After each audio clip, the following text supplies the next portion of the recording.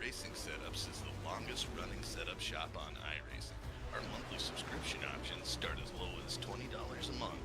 We offer setups for dirt oval, asphalt oval, and road racing, covering a wide range of cars and skill levels.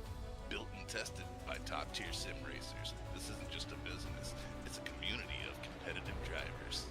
If you want to better your iRacing experience, head over to PremierRacingSetups.com today. And remember, if you don't get one, you're going to chase one. Good evening, race fans, and welcome to the show. We are back here live on a Sunday night now for race number 11 of the 802 Winston Cup Series here at Auto Club. That's right, we head to the 2-mile racetrack that's sadly no more, but here on iRacing we get to still turn some pretty fast laps, and that's what these drivers have been doing here in practice.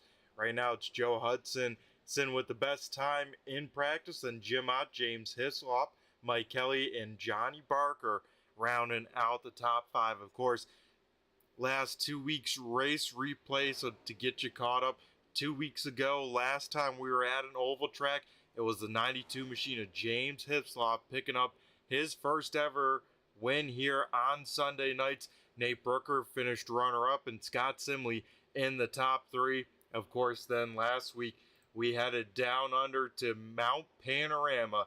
That's right down there in Bathurst, where we saw Jeff Pogo pick up his first win of season number 7. Jamison Heath there finished in the runner-up spot, and Courtney Nelson rounded out the podium there. So we'll see if maybe real quick we can get in a word from one of those winners, that being the driver of the number 92 machine. So we'll see if James can have a quick copy here, get a word with him, and see how he is feeling here tonight. So we'll see if the 92 machine here has a copy and can get a quick word with us here before we start. James, do you got a copy? It's Brett Jett in the booth here.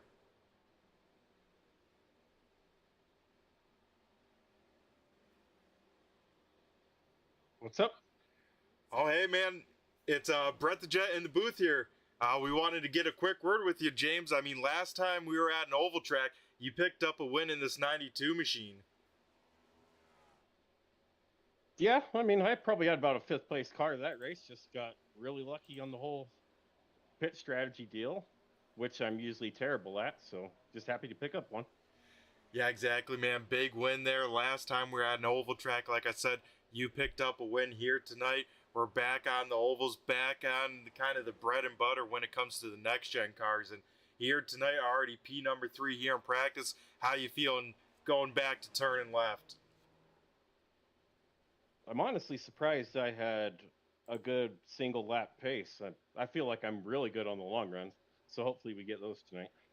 Yeah, hopefully this league, of course, known for some pretty good long runs. And, you know, you didn't shy away either from turning right or left. You know, Bathurst, a little bit of an eventful race for you. What'd you think of that whole experience? I had fun with it. I like road racing. You know, I'm usually like middle of the pack kind of guy, but I like doing it. Oh, yeah, it's definitely fun to, you know, kind of to not do the same exact, you know, kind of thing, give a challenge. And I tell you what, Mount Panorama, what a challenging place to pick when it's all said and done. Yeah, that track's just crazy. Yeah, that it is. And yeah, you know, for Nashville, it seemed like, you know, that 92 machine, like you said, got the strategy right, but, you know, you're the first car with 4 tires. I mean, how did it feel like that race played in? And we think you could see maybe 2 in a row when it comes to the oval tracks here? Yeah, I'm always pretty confident with my long run pace, especially at the ovals. I think if we get long runs, just tire management's going to be huge for this one, and I think I can do that. Yeah, I think that's going to be the name of the game. Of course, 3 sets of tires here in this league. Here tonight, 100 laps, you know, still quite a bit of distance. And then, of course, we always talk about track position when it's all said and done. And, James, how you feeling for that here tonight? Do you think passing's going to be pretty easy, or you think it's going to be another one where it's really going to come down to some strategy?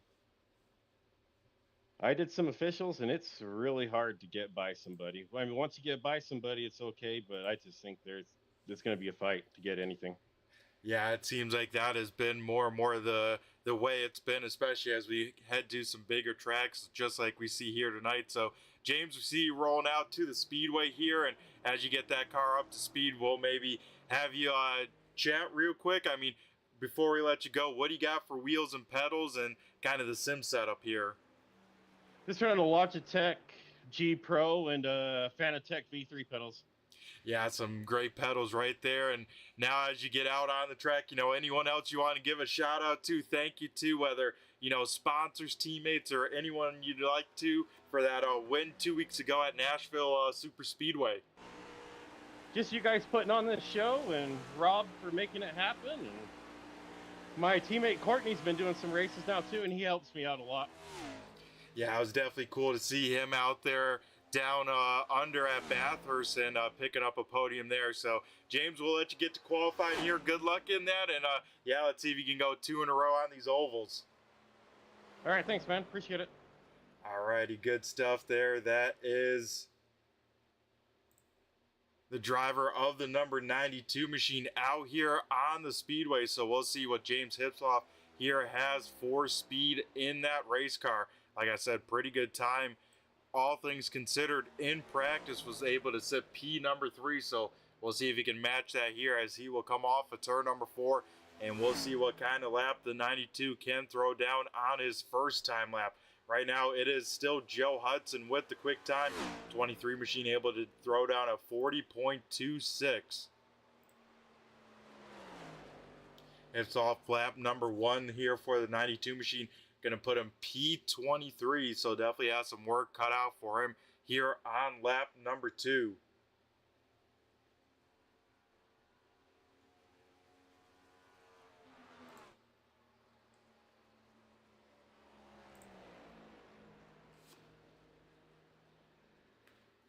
The Halvoline number 92 machine here off of turn number 4 for the final time.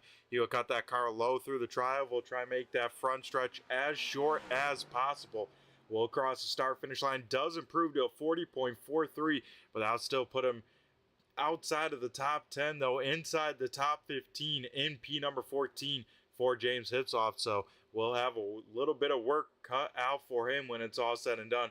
A few other cars here taking a time here late in this one being the 00 machine of Nate Brooker. Brooker, another one of those drivers able to finish up on the podium. Last time we were just turning left at Nashville Super Speedway, so we'll see what the 00 can have for speed here off of turn number 4. Looks like we'll definitely be able to get 1 lap, probably not 2, because about 20 seconds left, and as we can see here, it's a 40 lap second a lap, so not going to have enough time there in the bank to complete the second lap here for the 00 machine.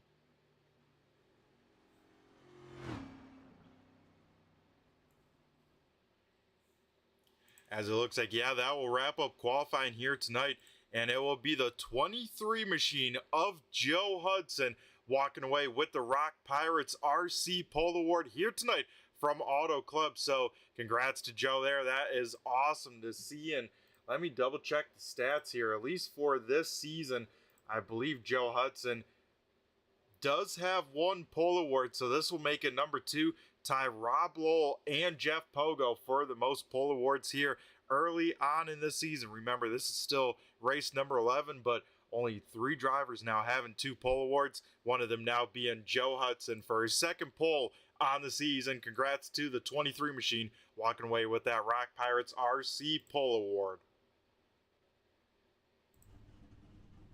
Alrighty, folks, what do we say we head down trackside and go through tonight's starting lineup here for the SoCal 200 here at Auto Club.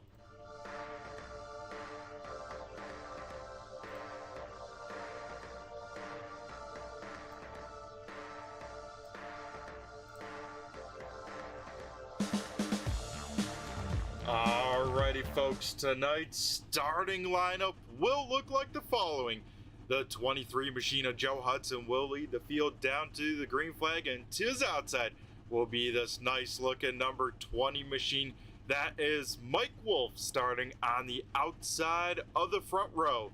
Then we head back to row number 2. That will be in P number 3, the 39 of Chance Griffith, to his outside the 33 machine of Scott Simley, rolling off P number 4. Rounding out the top 5, that is the 4 car of Jim Ott, and to his outside, the 84 of Anthony Calatoni.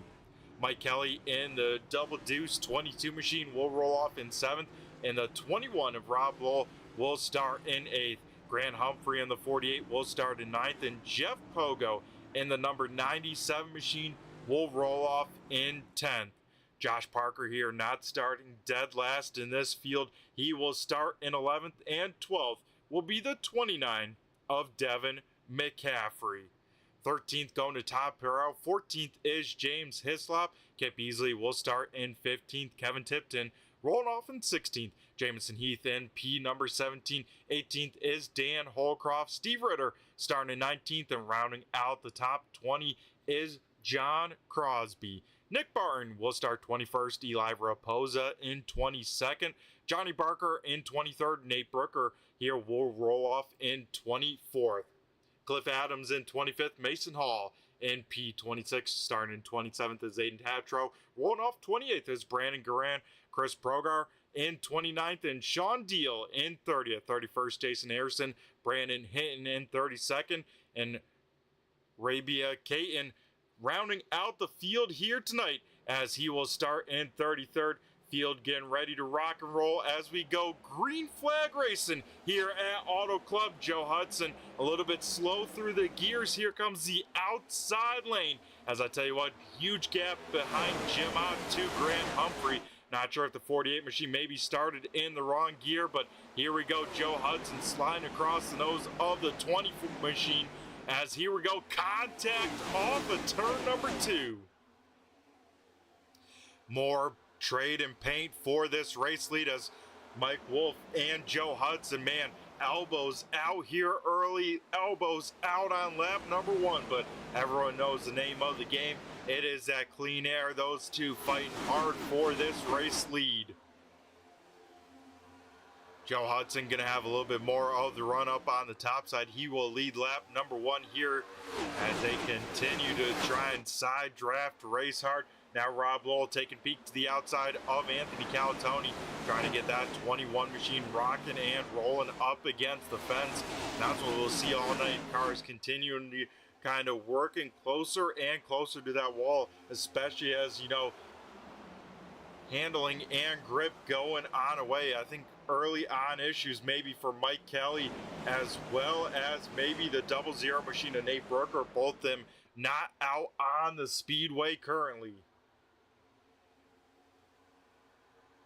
So Joe Hudson now leading the single file line, about 5 cars deep. Rob Lowell making quick work through this field here early. He is up 3 spots in these first 3 laps, so the 21 definitely saying, hey, I want track position and I'm going to try and get it at any cost here at the moment. Last time by, Kevin Tipton, fastest car on the speedway. So this 95 machine, another driver trying to get that track position here early. He is up a whopping 8 spots now, make it from where he started.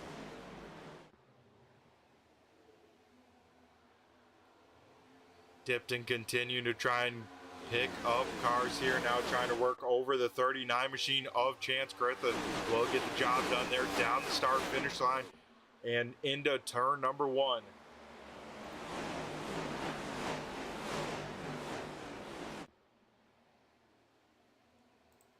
Man, I gotta say, we gotta maybe jump back on board here with the 48 machine, looking forwards out in front of him, because we'll see cars going all over this racetrack here, just trying to find some clean air. Let's check out this great battle right in front of the 48 machine here early at Auto Club.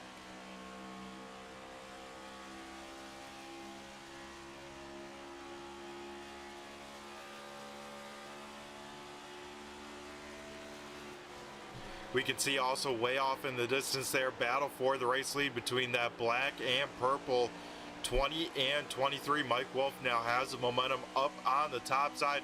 as we continue to see 2x2 out in front of Grant Humphrey. And now taking a peek to the inside, that was the white car of Steve Ritter there taking a peek as well. So we can see here a very wide racetrack, and it definitely is all about picking the right lane that is, as geez, a few cars there just kissing the wall, maybe just a little bit there off of turn number 4. And that's where, if you're going to get a piece of the wall, that's definitely where it's going to happen. As we get our first caution here on the Speedway. Here as the first caution coming out here to start lap 26, and it looks like it may have involved the 11 machine of Chris Progar. Also slow out here on the Speedway, the 5 of Brandon Hinn. Arabia Kayan also maybe with some damage as well. So we'll take a look here, see what happened. I think it may have started around the 11 machine, as one car already in the wall. That is, I think, the 59 machine of Cliff Adams going to get into the side of Mason Hall. And then just some huge contact here pretty far off the corner. But I think the 59 just slid the right rear. That car walked down the banking just a little bit and then right into the side of an innocent 14 machine. Same with the 11 of Chris Progar.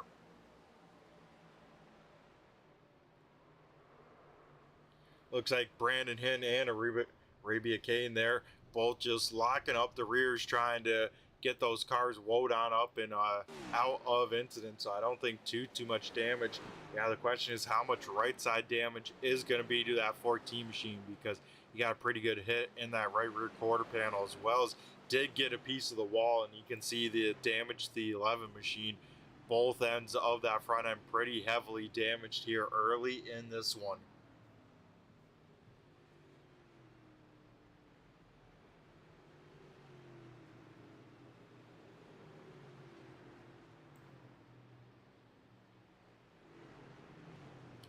So Mike Kelly maybe had a little bit.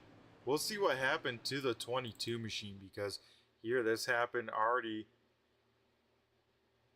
Looks like off the Speedway. So yeah, I think Mike Kelly maybe just dropped on out of the race, sadly, there. As few takers down on pit road, probably just to get some fuel in the race car, maybe a little bit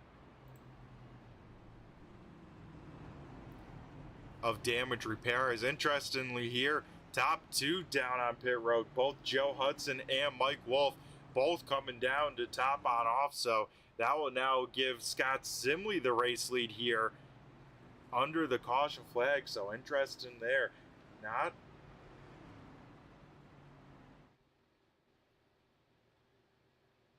everyone's going to stay on out here early on in this one, and that would be the case here in both the 23 and the 20, both coming down on pit road here.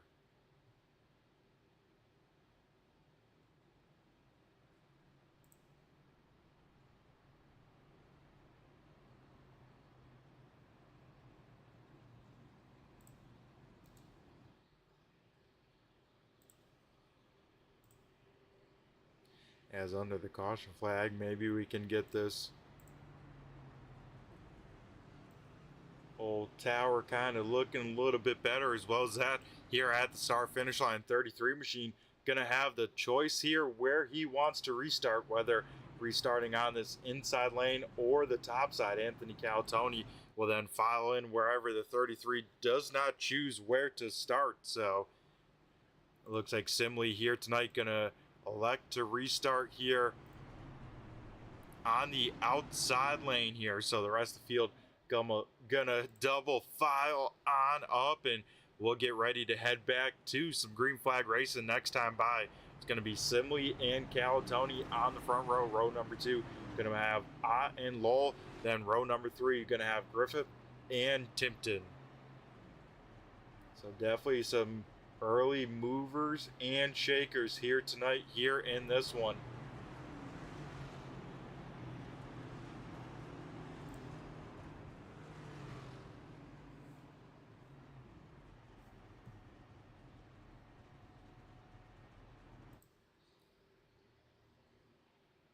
So far here tonight, it looks like Nate Brooker going to be down and out of tonight's race. Mike Kelly looks like he is not back out on track. Cliff Adams gonna be on pit road. Same with Chris Progar as well, as I think even Mason Hall here gonna retire. So close to about 5 or so cars maybe gonna be on and out of this race here early in this one. That is tough to see here.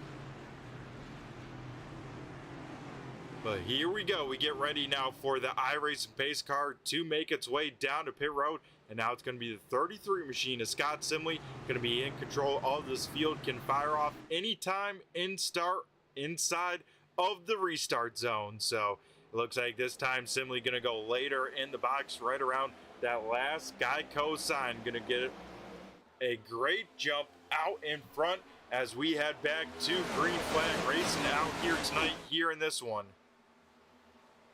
So Cal Tony able to get up to the top side. Here comes now Jim Ott taking a peek to the inside.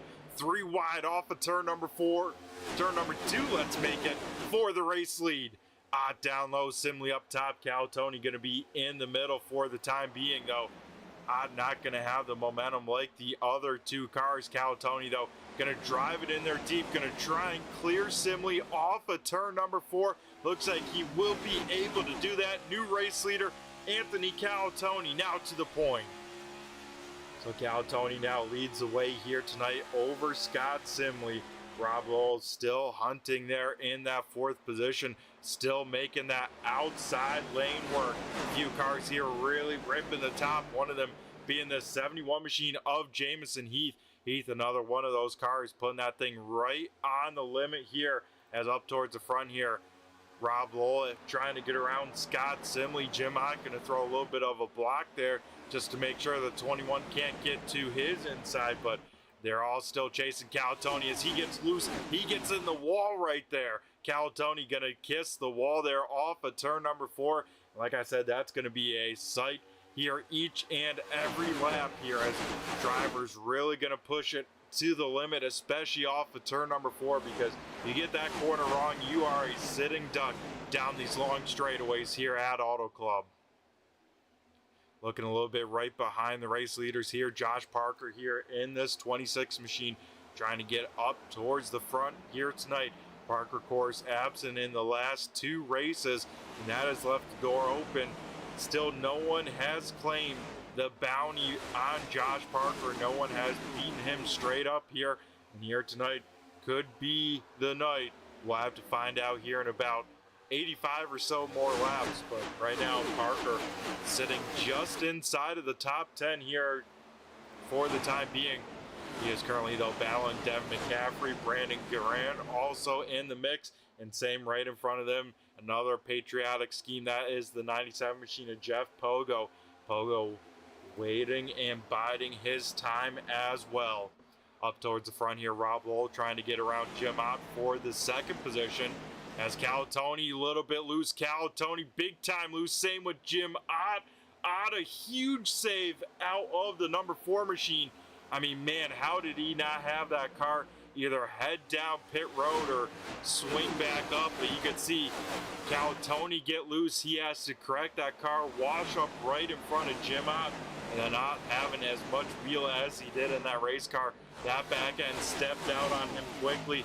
Ott now falls outside of the top 10, but a heck of a save there.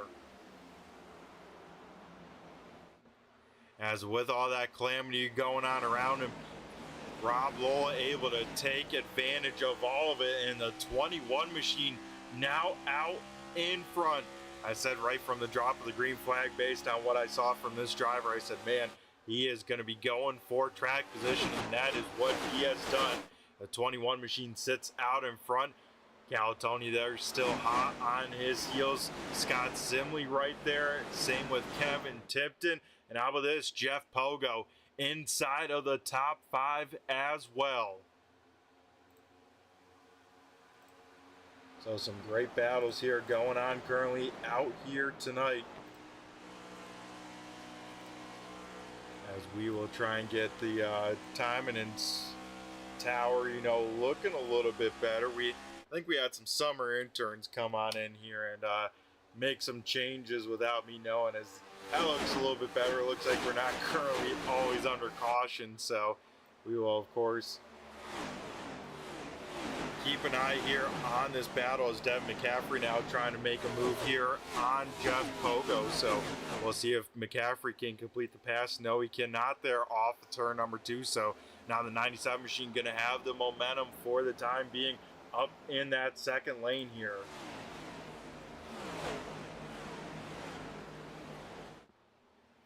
Top 5, still no real battles here for the time being as, whew, that was a close one there between Parker and McCaffrey. Parker having to really cut that car to the inside of the 29, and I tell you what, they made it work, but man, there had to be less than 3 inches between one another. That was a close one there, and looks like with the momentum that Josh Parker had, going to be able to pick up and put down the 29 machine for the time being.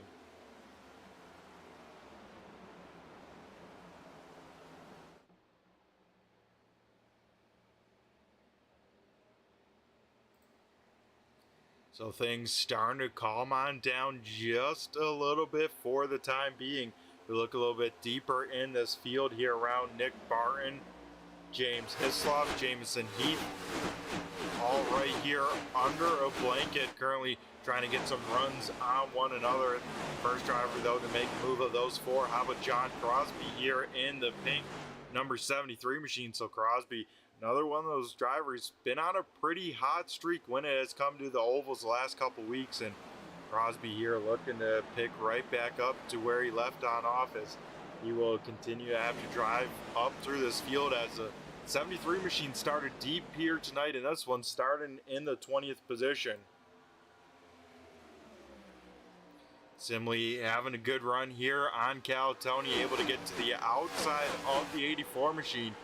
Kind of interesting, Calatoni not defending the top side for the time being, so we'll see if Simley can work on around him as Calatoni able to have the grip to get that car turned and into the throttle early on enough.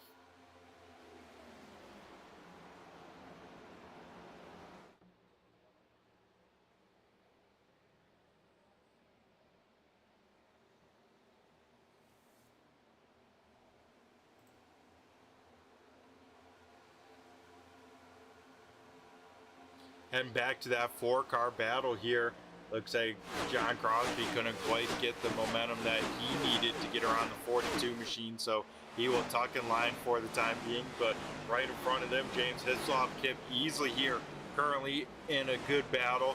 92 machine trying to work down to the bottom side. The 27 machine of Easley trying to defend up top, but it looks like Hislop will get one of those spots back, and we heard him even talk a little bit in the pre-race show, talking to him after his first career win 2 weeks back.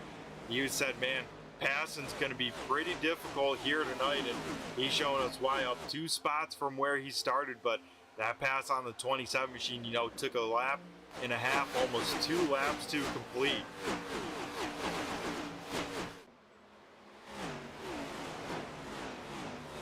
Now the 92 trying to work over the 31 machine of Dan Holcroft right in front of them. The 4 machine of Jim Ott, remember Ott had that huge slide, so that right rear tire going to be a little bit worse both in the wear and the tire temperature compared to a lot of the cars around him. So Ott really having to kind of back up the pace just a little bit here currently, try and cool off that right rear, and then hopefully have it level on out. As here we go, 3 wide racing as Crosby and Kip Easley both have a big run on the 92 of Hislop. Hislop, of course, had a little bit of a slide there off of turn number 4, and you can see just one slide on corner exit opens you on up. You lose 2 spots right there up towards the front, though. Scott Simley back to the point as Rob Lowell, maybe he had a little bit of a moment there as he is now under fire big time here.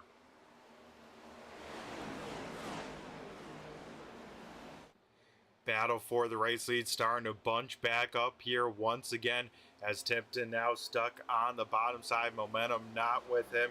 He will see both Pogo and Parker fly on by. Same with now the 1 car of Brandon Garant. So Kit Tipton going to be just trying to find an opening here once he can.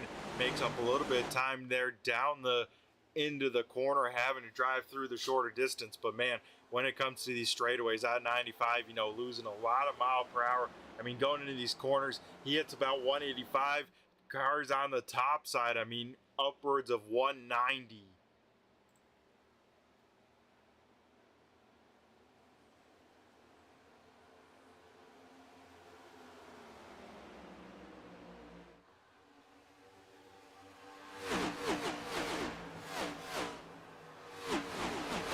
So two kind of distinct packs starting to form on up here big time.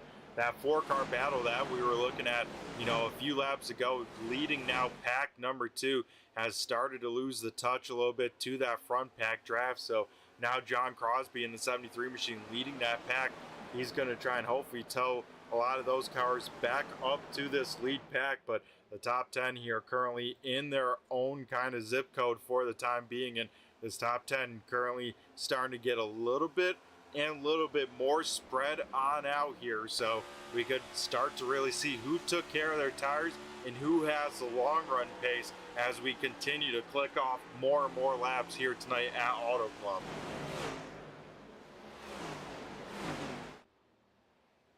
Simley, of course, leads the way over Cal Tony. Rob Lowell in third, Jeff Pogo fourth, Josh Parker here rounding out the top 5, and this is where it really starts to become, how can you really mitigate the tire temperature, excessive tire heat, as well as tire wear weather. That means putting your car a little bit lower on the track, and man, we're starting to see drive start to go away in a lot of race cars. Kevin Timpton there, a big moment off of turn number 4. That car got sideways and didn't have much room to correct it, as he had Jim out right there, and that's what we saw cause the first caution. Just the car on the outside gets a little bit loose, and it is tough to hang on to it there. It's gonna make significant contact there off of turn number 2. He tried to get clear. Brandon Grandin trying to clear himself on up, definitely popped the wall a little bit there off of turn number 2.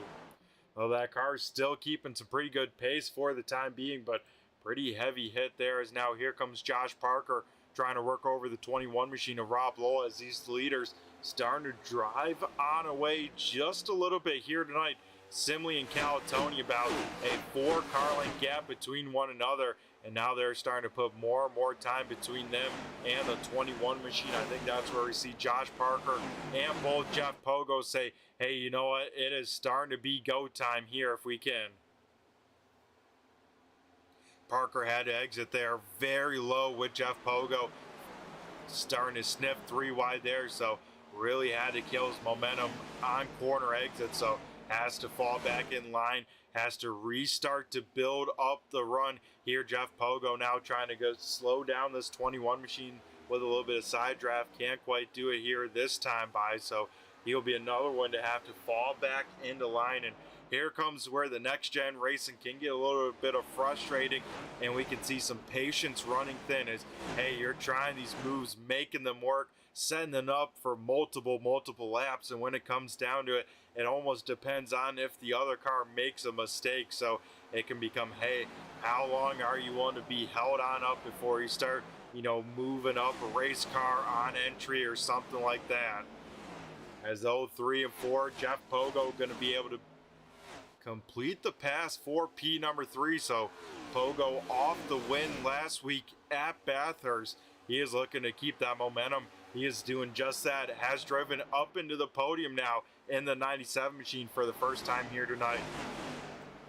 Now Josh Parker going to try and do the same, as here comes Jim Ott as well as Chance Griffith. So even though Ott had that big time moment, he has still kept speed long run in this 4 machine. So don't count out the 4 of Jim Ott, as these guys, man, putting on a great show. And I tell you what, besides maybe Simley and Calatoni, I don't think many drivers have driven the same 2 laps here tonight. We continue to see drivers searching around this racetrack, trying to find that clean air, that nice racetrack, that cooler, little bit cooler racetrack, or even just trying to hit these seams right. We know seams can have effect on race cars, especially in these next gen cars. So we are seeing drivers putting on their thinking caps, really trying to plan ahead 2 laps in advance. I mean, Josh Parker, you see him back up a ton from the 21 machine.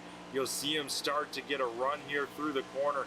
He is trying to set that pass up for the back straightaway even by here, but you see Pogo then not get the exit he needs. This opens up the door for the 21 machine, so that's how quickly strategies can change, and it's a dynamic race as we see a great battle for third, slide jobs being thrown here between the 97 and the 21. Wow, that got close on corner exit right there between Ott and Griffith, as man, you could hear that exhaust right in your ear here as we take a look here for that battle for that third position. And right in front of them, Cal Tony continues to race on that razor's edge, letting that right rear step on out. He is trying to get side by side with our race leader. Crosby has caught some race cars. He has driven down the 95 of Kevin Tipton, the 1 machine of Brandon Grant, and the 29 of Devin McCaffrey. So those cars starting to run down a few other drivers inside of the top 10, but with those cars waiting to pass, I mean, we see Mike Wolf, he pitted from the 2nd position. He has driven back only to the 15th spot, whereas our race leader leading us to pit road, Joe Hudson, he is still only made up 27th, but that maybe tells me, hey, he is looking at the big picture. He is looking at the fuel strategy, looking to try and stretch this race to a one-stopper, because I assume everyone else gonna have to come down pit road here sometime soon and sometime before the halfway mark. As all that changes right now, as the 1 machine of Brandon Guerin stopped on the Speedway, the 92 machine, as well as James Hislop involved here to bring out our 2nd caution of the evening. We will see what happened to kick off this one here, but it looks like the first glance, the 1 machine of Brandon Grant already a little bit loose, so maybe wore down that right rear tires. John Crosby gonna get a little bit of piece of it, and oh man, James Hislop just being at the wrong place at the wrong time, as he'll make pretty significant contact there with the 1 machine. And wow, I tell you what, rest of the field doing a great heads up job at avoiding a stopped race car in the middle of the groove there. So under our 2nd caution flag here of the evening, and it's going to be a busy pit road, as most of the field has not come down pit road anytime so far this race in these first now 35 laps. So simply going to lead the whole entire field here down to pit road. And I tell you what, this is where it gets interesting here. Pit stops so much more critical in these next gen cars, especially now that the pit stop times have dropped to about under 10 seconds long. So here we go. The 33 machine assembly going to lead the busy field down to pit road. We'll take a look here at the end of pit road as cars going to get serviced here. We'll take a peek and keep an eye on who will win the race off of pit road here tonight, as right side's going on up on most of the cars, now left sides for the rest of the field, and we'll see who will be the first to that yellow stripe, as Simley out of the box nicely. It'll be Simley, Pogo, then Josh Parker, Chance Griffith, and Jim Ott. So both Cal Tony and Rob Lowell going to have a little bit of some slower spots, going to lose some track position here, but Simley going to be the first car to pit road, going to be the first car off of pit road, as the 33 machine going to lead us back to the green flag here at Auto Club.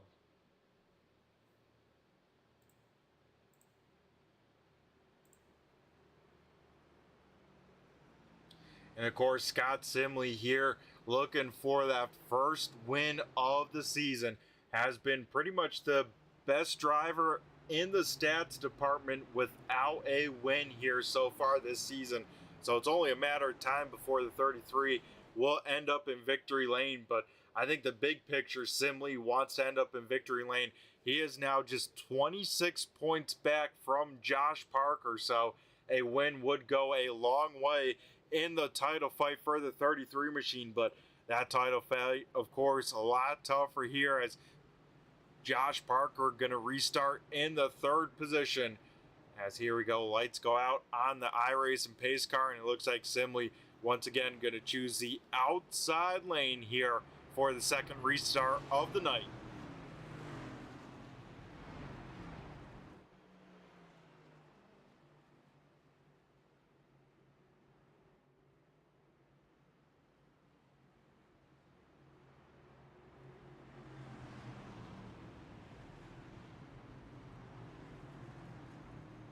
And I gotta say, as those cars slow roll on by here at the Auto Club Speedway, these 802 boys always do a great job with their paint schemes. I mean, no two cars look that much alike out here on the Speedway. Every car has their own flair, and I tell you what, every car looks really good under the broadcast here tonight at Auto Club as we get ready to rock and roll for the second restart of the evening.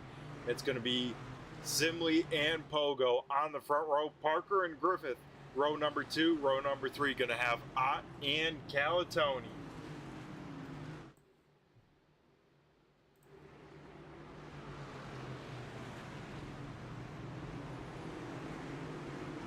As I say, let's go on board here with Anthony Calatoni. Let's get what it's like to go through the gears here on a restart. So here we go, right on board with our 6th place restarter. Can't see the leader because he's of course up in front of you, but you want to get a good start here.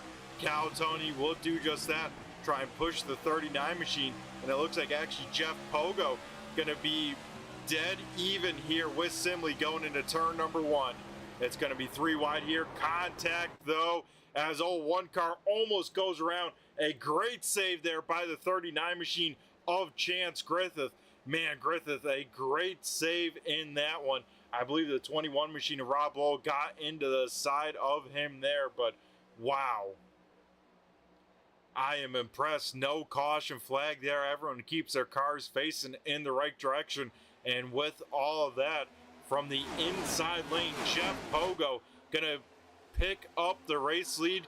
Jeff Pogo will lead a lap here tonight. Josh Parker was able to snag second away from Simley. Simley now relegated back to the 3rd position, so we'll see what he has, but it seems like Simley, that car is especially strong on the long run here, so we'll see what he can fire on off, see if he can hang on to these spots, because we have learned here track position going to be very, very key as further on back. A little bit of 3 wide racing as Parker to the inside of Barton and Hay. Parker going to be able to get on by there. There's a few cars in the wall big time. I think Jamison Heath as well as Rob Lowell may have gotten a piece of the wall as Josh Parker now takes over the points. So Parker with the momentum. So now it'll be Pogo and Ott 2nd and 3rd. What can Pogo do to mount a run and attack on the 23 machine? We'll find out here down the back straightaway. Parker trying to break the draft a little bit there. Ott trying to stay on the back bumper there of Pogo. Pogo going to fire it on in there. Can't quite get to the left rear. Parker going to try and cover the 97 machine. Give him some dirty air on corner exit. Going to do just that, man. Parker very good with the air manipulation and doing a master class at that, as he has driven away from the pack a little bit with that kind of drive. And wow, that's pretty impressive to see. Now Jim Ott going to take a peek to the inside of the 97 machine. This will cause him to lose a little bit of momentum. This opens up the door now for Calatoni, Simley, maybe Lowell as well. As Ott going to try and slam the door. Can't quite do it as the 21 able to get to the right rear quarter panel there.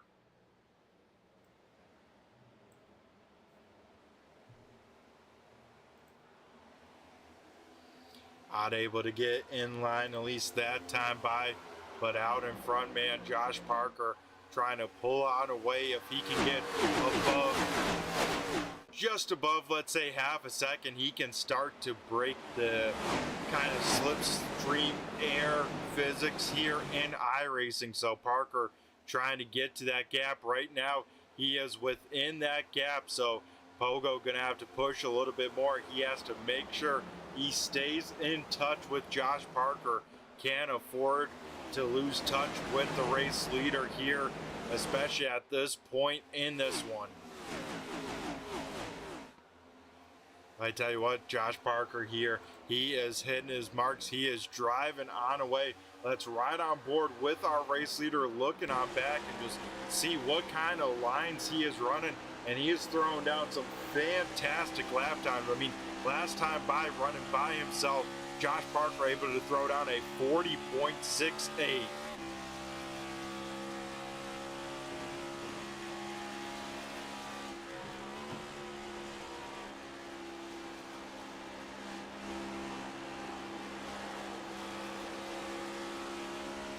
And you can hear when it comes to Auto Club, this track all about that throttle control. Really, it makes this car really work in your favor, because with this car having low side profiles in the tires, it doesn't have much give, so you have to be very, very precise to get this back end to step on out without it going on around. One car having a big moment there off the turn number 4 last time by, the 71 machine of Jamison Heath. They're having a big time slide, able to keep that car facing in the right direction, but he's now having his work cut out from outside of the top 20, but a heck of a save there for him. Simley able to take over that second position here tonight, so Simley up to P number 2. Can he run down now Josh Parker? Oh, it looks like more trouble for the one machine of Brandon Guerin. He will go on around off of turn number 4. He will get that car rolling back to pit road, as it looks like that left front on that race car not pointing in the right direction. That right front definitely crinkled on in as well for the one. So a tough break here tonight for the one machine. Was involved in that second caution. Now it looks like his night has gone from bad to worse. Up towards the front though, Simley able to throw down a good lap now that he has gotten around the 97 machine. Last time by, Simley at 40.94, so he will try and do that again though. Here comes Pogo to try and reclaim P number 2. So man, I tell you what, these boys are far from fighting for track position. Even for a second they say, you know what, that is more important than trying to run down this race leader here for the time being. Two other drivers here driving in the right direction. That is both the 61 and the 27, both side by side out here on the Speedway. Both Easley and Ritter have driven on up inside of the top 10. They're currently side by side for P number 7. Right behind them, Johnny Barker. He is in the top 10 for the first time here tonight as well. So 3 drivers we got to keep an eye on here currently, making their way up through the field and looking pretty sporty. And man, a tough break here tonight for Joe Hudson. I mean, the 23 machine qualified here tonight on the pole, and Hudson still kind of, since he has given up that track position, currently still riding on around, biding his time. The 23 machine just clicking off laps here. Mike Wolf still trying to drive back inside of this top 10. Wolf has driven back up to P number 12 though, so he still has a chance to get up in the mix. As here we go, battle for the race lead. Simley and Pogo both have run down Josh Parker, as here we go, battle for the race lead. Simley gonna have the run. Parker can't close it on off. Scott Simley back to the point here tonight at Auto Club.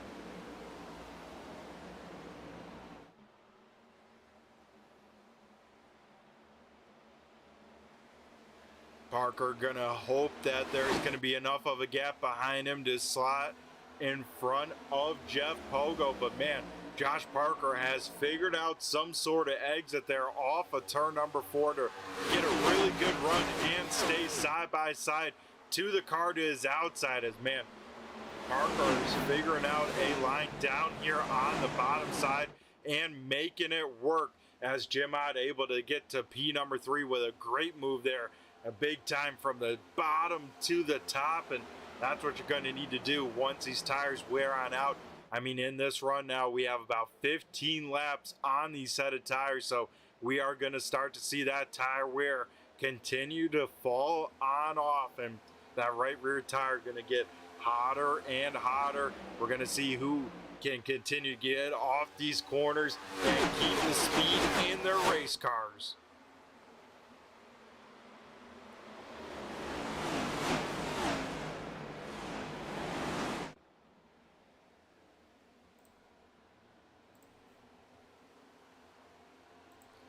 Rob Lowe gonna duck out of line there in the 21 machine, trying to get that spot back from Kip Easley, as SoCal Tony gonna make the move on Jeff Pogo right in front of him. That'll give the 21 machine a lot of dirty airs on the nose of that race car. He will have to concede that spot for the time being, fall back into line. Right behind them, Chance Griffith able to get to the right rear quarter panel of Steve Ritter. So that 39 machine, another one of those cars trying to drive their way back up into the top 5 here tonight. Ain Tatro here down on pit road, back out on the speedway here tonight in this one. So still about 27 cars out here in the race, and this time by at the start finish line. It's going to be cross flags for the 26 machine, as we are halfway down, halfway home here tonight in the SoCal 200 here tonight at Auto Club. Only contact here, Kip Easley hard into the wall. Anthony Calatoni gonna go for a slide here as, contact as more cars pile on in, and we got calamity into turn number 1 to draw our third caution here of the evening. That started here with contact between Calatoni and Kip Easley. Easley, another one of those cars with heavy damage. And we'll take a look here, already making contact there in that one. So we're going to watch here from a little bit further on back, but let's take a look here and see what happened between the 84 and the 27. Calatoni once again going to get a little bit loose there off of turn number 4. Not going to have the momentum. Then down the front straightaway, easily going to try and side draft. Calatoni maybe thought he was going to be close to the wall, but then, yeah, Calatoni just turns into the side of Easley, and then Easley trying to keep that car under control. Looks like he does and keeps it out of harm's way. That sadly is not the case for the 84 machine. We can see the end result of that, but let's take a look here and see the impacts here for the 84 machine, as here already out of control for the 84 machine, as he will slide on off into turn number 1 here, and the rest of the field trying to move out of the way. Oh, that was the 5 machine of Brandon Hinn first to hit, then Dan Holcroft, Eli Raposa also going to get some significant damage here tonight in that one. So under our third caution here tonight in this one, and I tell you what, once again, a busy pit road. Josh Parker going to lead the entire field of lead lap cars here down onto pit road here tonight in that one. So like I said, it was getting close to about 20 laps on these set of tires. Of course, 3 sets of tires for this field here tonight in this one. So we will, of course, keep an eye on the end of pit road, as Simley going to be the first off of pit road. Then Jim Ott, Josh Parker going to lose 2 spots. He will come out in 3rd. Jeff Pogo 4th. And Steve Ritter going to be the 5th car off of pit road. As it looks like actually 1 car staying on out. The 30 machine of Arabia Caton gonna stay on out on the racing surface. So that good wrench number 30 machine gonna pick up a lap lead here tonight at Auto Club. And I tell you what, Caton, off of a top 10 finish last week at Mount Panorama, the 30 machine was able to stay out on track and see the checkered flag and make his way to a top 10 finish. So that was really, really cool to see last week when these drivers took on Mount Panorama. This time by, it looks like the 30 will come down pit road.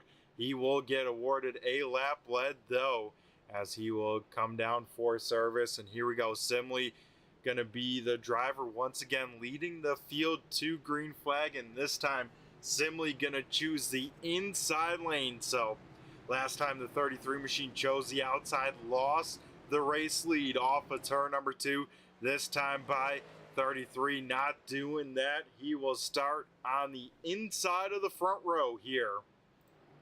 Jim Ott will start on the outside of the front row. Then it's going to be Jeff Pogo, Josh Parker in row number 2. Row number 3 going to be Steve Ritter and Rob Lowell. So a lot of fast race cars here to the front of this one. And I think with us being over halfway done, I think we do a little turn 3, turn it up here tonight on this restart, right on board with a few cars, and of course get some awesome sounding speed shots here at the High Speed Auto Club Speedway. I think we ride on board here with Josh Parker going up through the gears. Going to be one of the most important cars, and we'll see if he decides to make the move 3 wide into turn 1 or maybe turn number 3. As let's go here for a little turn 3, turn it up here tonight at Auto Club.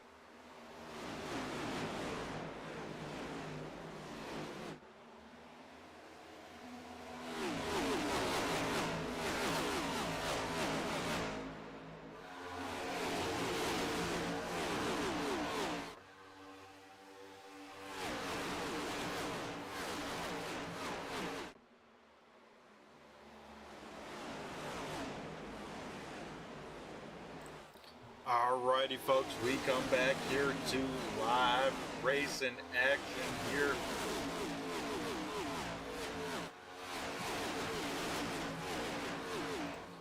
As it is now Jim Ott out in the race lead. Ott was able to make that high side work, able to keep the momentum in the 4 machine, and now Ott out in front for the first time here tonight. Simley trying to hang on to that second position. Jeff Pogo and Josh Parker here in a great battle for third.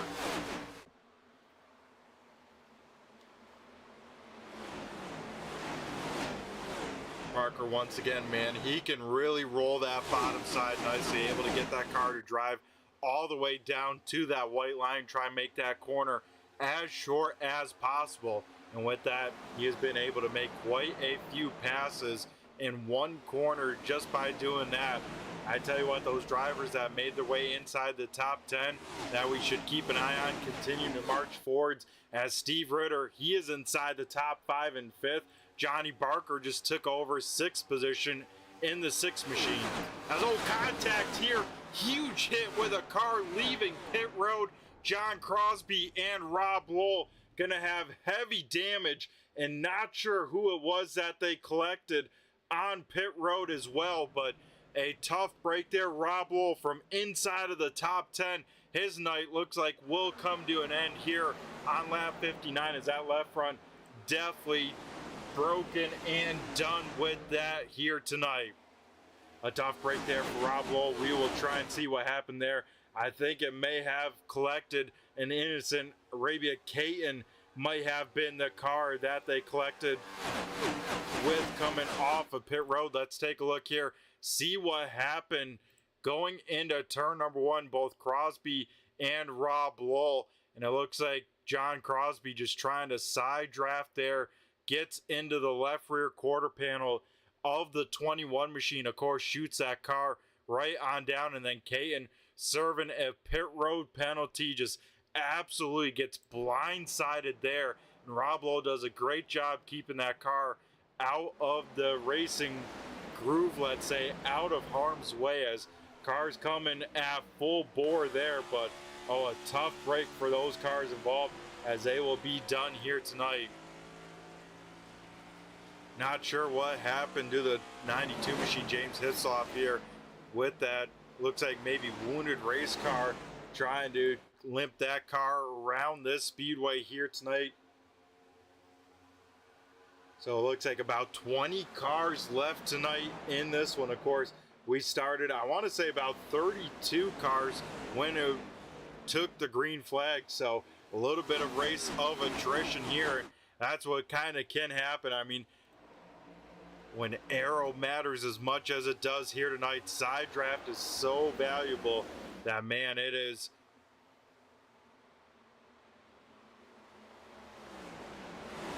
very, very tight racing, and you have to be almost picture perfect with car placement, because if you don't, we saw what could happen and it takes you out of it, just like we saw with the 21 machine. Jim Ott still leading the way over Josh Parker. Steve Ritter continuing to march his way up towards the front. Ritter up onto the podium, and Ritter trying to run down these front two as Josh Parker thought about making a move there into turn number 1.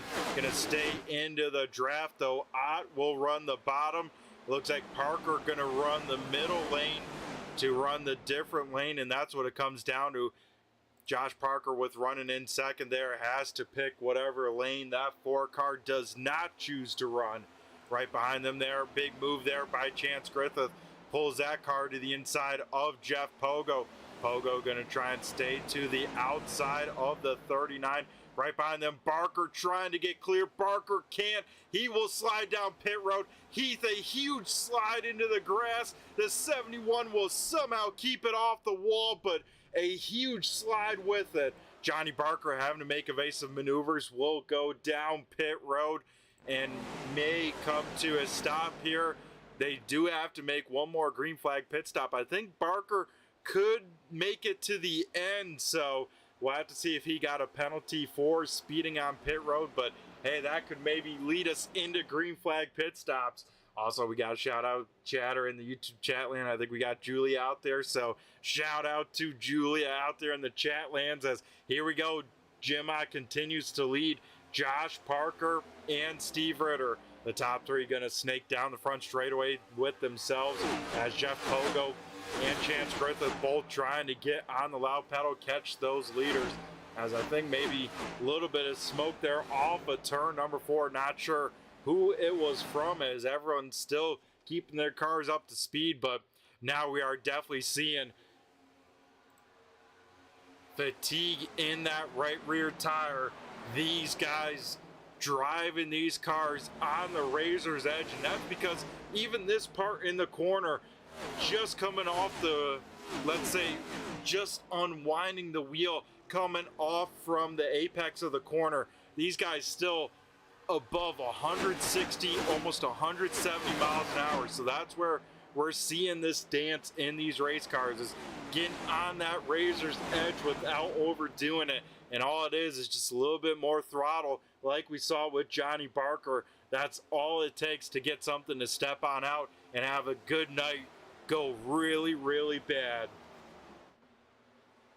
Parker out from pit road right in front of the race leaders here. He is trying to stay in front of them to stay one lap down, and I believe in not quite the lucky dog spot, as that actually goes to the 92 machine of James Hislop. So Hislop currently the first car one lap down, but Parker definitely doesn't want to go two. He would love to be able to stay one lap down. His old big time slide inbound. That is the 97 machine of Jeff Pogo. A big moment for him. He's able to gather that car back up, but it looks like Pogo will fall back just outside of the top 10 once he gets things rolling. Not sure if he got some help. We might have to take a look at that, see if Pogo maybe just have that car step on out from underneath him, or what happened to the 97 machine here going into turn number 1. So Chance Griffith right on the back bumper of Jeff Pogo here going into this first corner. We will see here as, yeah, looks like Pogo just getting over those bumps with maybe a little bit too much wheel, just upsetting that race car just enough to have that thing just step out, and you can see the damage there. Pogo now outside of the top 10, trying to put his head back down and try and track back down a few of those cars. Another driver here recently making his way up through the field, Mason Hall in this 14 machine. He is putting together a heck of a run. I actually got to kind of trade some paint with Hall last week at Bathurst. I was lucky enough able to turn in the mic for a few laps with a steering wheel, join these boys with a little left-right turn, and Mason Hall ran me down at Bathurst, got around me, and the only reason I beat him, he made a mistake, hit the wall. And I tell you what, Mason Hall, these last couple weeks really starting to put together a really good program with this 14 machine. And Hall up 19 spots, currently the biggest mover late in this one. He still has 30 more laps though to pick up a few more spots, as he has already driven on up into the 7th spot. Caution on the speedway for the 4th time here tonight, and it looks like 2 cars down in the grass, one of them being the 97 machine of Jeff Pogo. I think the other one might have been the 44 machine of Sean Deal. So under our 4th caution flag here tonight in this one, and let's take a look, see what happened off of turn number 4, as it looks like Kevin Tipton getting a little bit loose right in front of those two, and it looks like Pogo just maybe reacting to Kevin Tipton and tried to move on up, and definitely was not clear. So definitely a move there by the 97 machine, just reacting to the car in front and also making a move where it just wasn't quite a move to be made. As yeah, luckily for them, Sean Deal and Jeff Pogo, no damage for either of those race cars. They will live to fight another day. As here we go, we got a driver here cleared from the infield care center. That is the driver of the 21 machine, Rob Lowell. So we'll get a word with Rob Lowell here. Rob, how you doing after that one? We're alive. Yeah, luckily, you did a heck of a job to keep that race car, out of harm's way, let's say, with a broken front end. But from your point of view, what kind of happened with that incident there? I don't know. I went back and watched it. I tried to do my teammate a solid, and I breathed the throttle off before I let him up in front of me. I'm just trying to work with my teammate, because we had a couple sets of teammates up ahead of us there racing, that were helping each other, and trying to get me and Steve and Johnny lined up there, and I breathed the throttle and let Johnny in, and then the 73 got a run on me, and then I went back and watched it. I mean, I might come down a foot, but I didn't expect him to be that close on my side right there. I guess I moved down 6 inches to a foot when he was trying to pull a side draft to pull me back, and we just met in the middle. And then horrible timing. Arabia's coming out there to get tires after he didn't take him under the caution, and he stays out. And I mean, I think the 73 and I would have both lived there if Arabia's not in the pits at that time. So just a set of bad circumstances.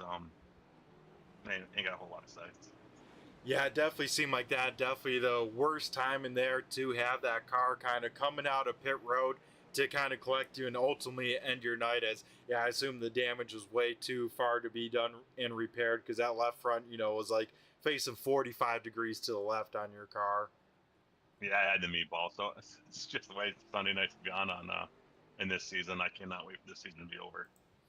Yeah, it definitely has been a string of heartache for sure for this 21 team. But I tell you what, another track, especially these bigger tracks, right for you, Rob, where it seemed like you had a lot of speed. I could tell right from the drop of the green flag, you had a game plan, and that game plan was track position, right?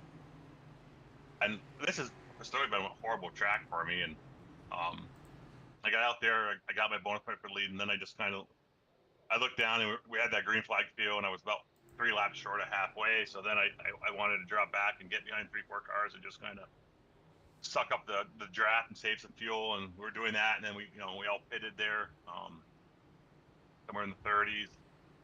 And even then, my plan there was I was going to ride as long as I could in the draft and just try to save. Hoping Johnny and Steve were going to do the same thing. And I was going to try to play the modern NASCAR strategy of save all you can while in the draft, staying in the reach of the leaders. And then I was going to try to convince those two guys to just take fuel only at the end and take less amount of fuel than everyone else and get out in front by 2-3 seconds and try to hold them off. But it didn't work. Yeah, sadly, we couldn't see that plan unfold. But speaking about plans, we see a little bit of different strategy here. Top 6 staying on out on old tires, about 20 lap disadvantage. So Simley, Humphrey, Tipton, Pogo, and Perot all staying out on old tires. Jim out the first on 4. What do we think about this? I was just having this conversation before. We were actually in the middle of having it when you pulled me in here. If it's me, I'm in that 4th. There's 5 that stayed out. I'm still in this race. I would have stayed out there and saved a set. If you get a caution with we got what 28, 27 to go here coming to when we get to the green. You run 15 laps and you get a yellow. I want to set the tires in the pits, even if you're going to be lining up 18th. I watched Johnny and Steve come through the pack there on after they pitted. There's a glitch of iRacing right now where if you go down pit road, it super cools your tires, and even if you don't change them. So like those guys went in lap 8 or 9 and they got fuel on, but super cools their tires. It's like bolting a complete new set on as far as temperature goes. The wear is still there, but the temp is like when you go out, it's like they're brand new, and they were able to make some moves early in that run. So yeah, I'd want to set tires. Yeah, and here we go. No wheel spin from those cars with new tires out in front. Scott Simley with the race lead. Fanning on out like they always do here at Auto Club, right? It's all about getting that clean air on the nose of that race car. But yeah, like you said, if we get a caution, 10, 15 laps, those 5 drivers that stayed on out going to have a huge tire advantage. But, that comes with a caution coming on out. We've only had 4 cautions here so far in tonight's race, so that's not a guarantee either, right? Yeah, no, it's not, but I just got a feeling this many guys on new tires, you got 4 guys on old tires. Yeah, something's probably going to happen here. Someone's going to get run over. Someone's going to get loose. You already see the bump drafting happening on the straightaways. It's probably going to get dicey before it gets to the end here. Yeah, that it is. Jim on those fresh tires, quickly on the move, going to be able to get clear of Simley and throw a block on him. So with now 25 laps to go, Jim out in front here with the fresh tires. Yeah, the only thing I worry about what Jim's doing is he's going to get those hot real quick, and you got someone like Ritter back there, and you can see they're being a little easier on their tires to start. They're not shocking them off the bat and getting them really super hot. It seems like if you get them hot off the bat, you damage them quicker. If you kind of break them in for 4 or 5 laps, then go hard, they seem to last a little bit longer. So I think the 26 to 61, if this stays green, are going to be good cars to beat right here. Steve's had a lot of long run speed all night. Yeah, that he is. Now Steve Ritter on the bottom side of 3 wide for a split second there, going down the front straightaway. Both him and Chance Griffith able to get around Kevin Tipton. So another one of those old tires being able to get on around them for the time being. Now here we go, Ritter and Parker, and I tell you what, Rob, I've been impressed. There seems like there's been a little bit of speed to be had on the bottom side to at least make a pass. It seems like, though, if you don't get the pass done, you lose a lot of momentum, though. So it seems like a little bit of a risk as well to take the bottom side. The bottom doesn't wear the tires bad on the long run. The first 10 laps, it's hard to make hay on the bottom. But after 10 laps, when those guys up top get that right rear a little greasy, then the bottom seems to come in. And that's where Steve's been really strong all night, doing exactly that. You know, he bides his time first 10 laps of a run, and then he'll start passing cars here the second as he gets by Grant. So, you know, looks like Jim's out there by himself right now. Parker, you know, got some drafting help. We'll see what goes on here, but, you know, the usual cast of characters moving to the front.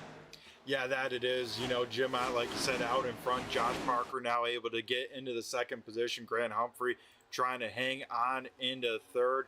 And, you know, there's a few drivers that I saw, you know, make their way up to the field. One of them has been your teammate, Steve Ritter. He has driven a really nice race. And same with that 14 machine of Mason Hall. We talked a little bit right before that caution. This 14 machine showing a lot of speed, especially the last couple weeks. It seems like, you know, he is putting things together, and it's paying off here tonight, running in that 8th position. Absolutely. I think Mason's one of the guys that is starting to get used to this league, get used to how we run. And I think as the last couple oval races has gone, we've had a lot more green flag laps. So the guys that are really patient and have that throttle control, it starts to show. And the thing I'd point out to the viewers is we made a change probably 3 races ago. Hold on, let me clear this black.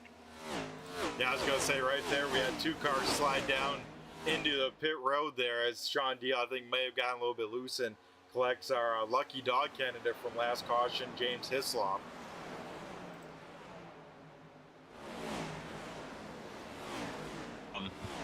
Yeah, and I think going back to it is, like I was saying, 3-4 races ago, we switched to the actual date to race on. So that's made it so the track's a little bit warmer and stuff, and I think it's starting to show some drivers are a lot better on a slippery, slimy track. Yeah, that it is. One of those guys that obviously likes it. Yeah, and I mean, we've definitely seen that here tonight, especially, you know, 15, especially 20 laps, let's say.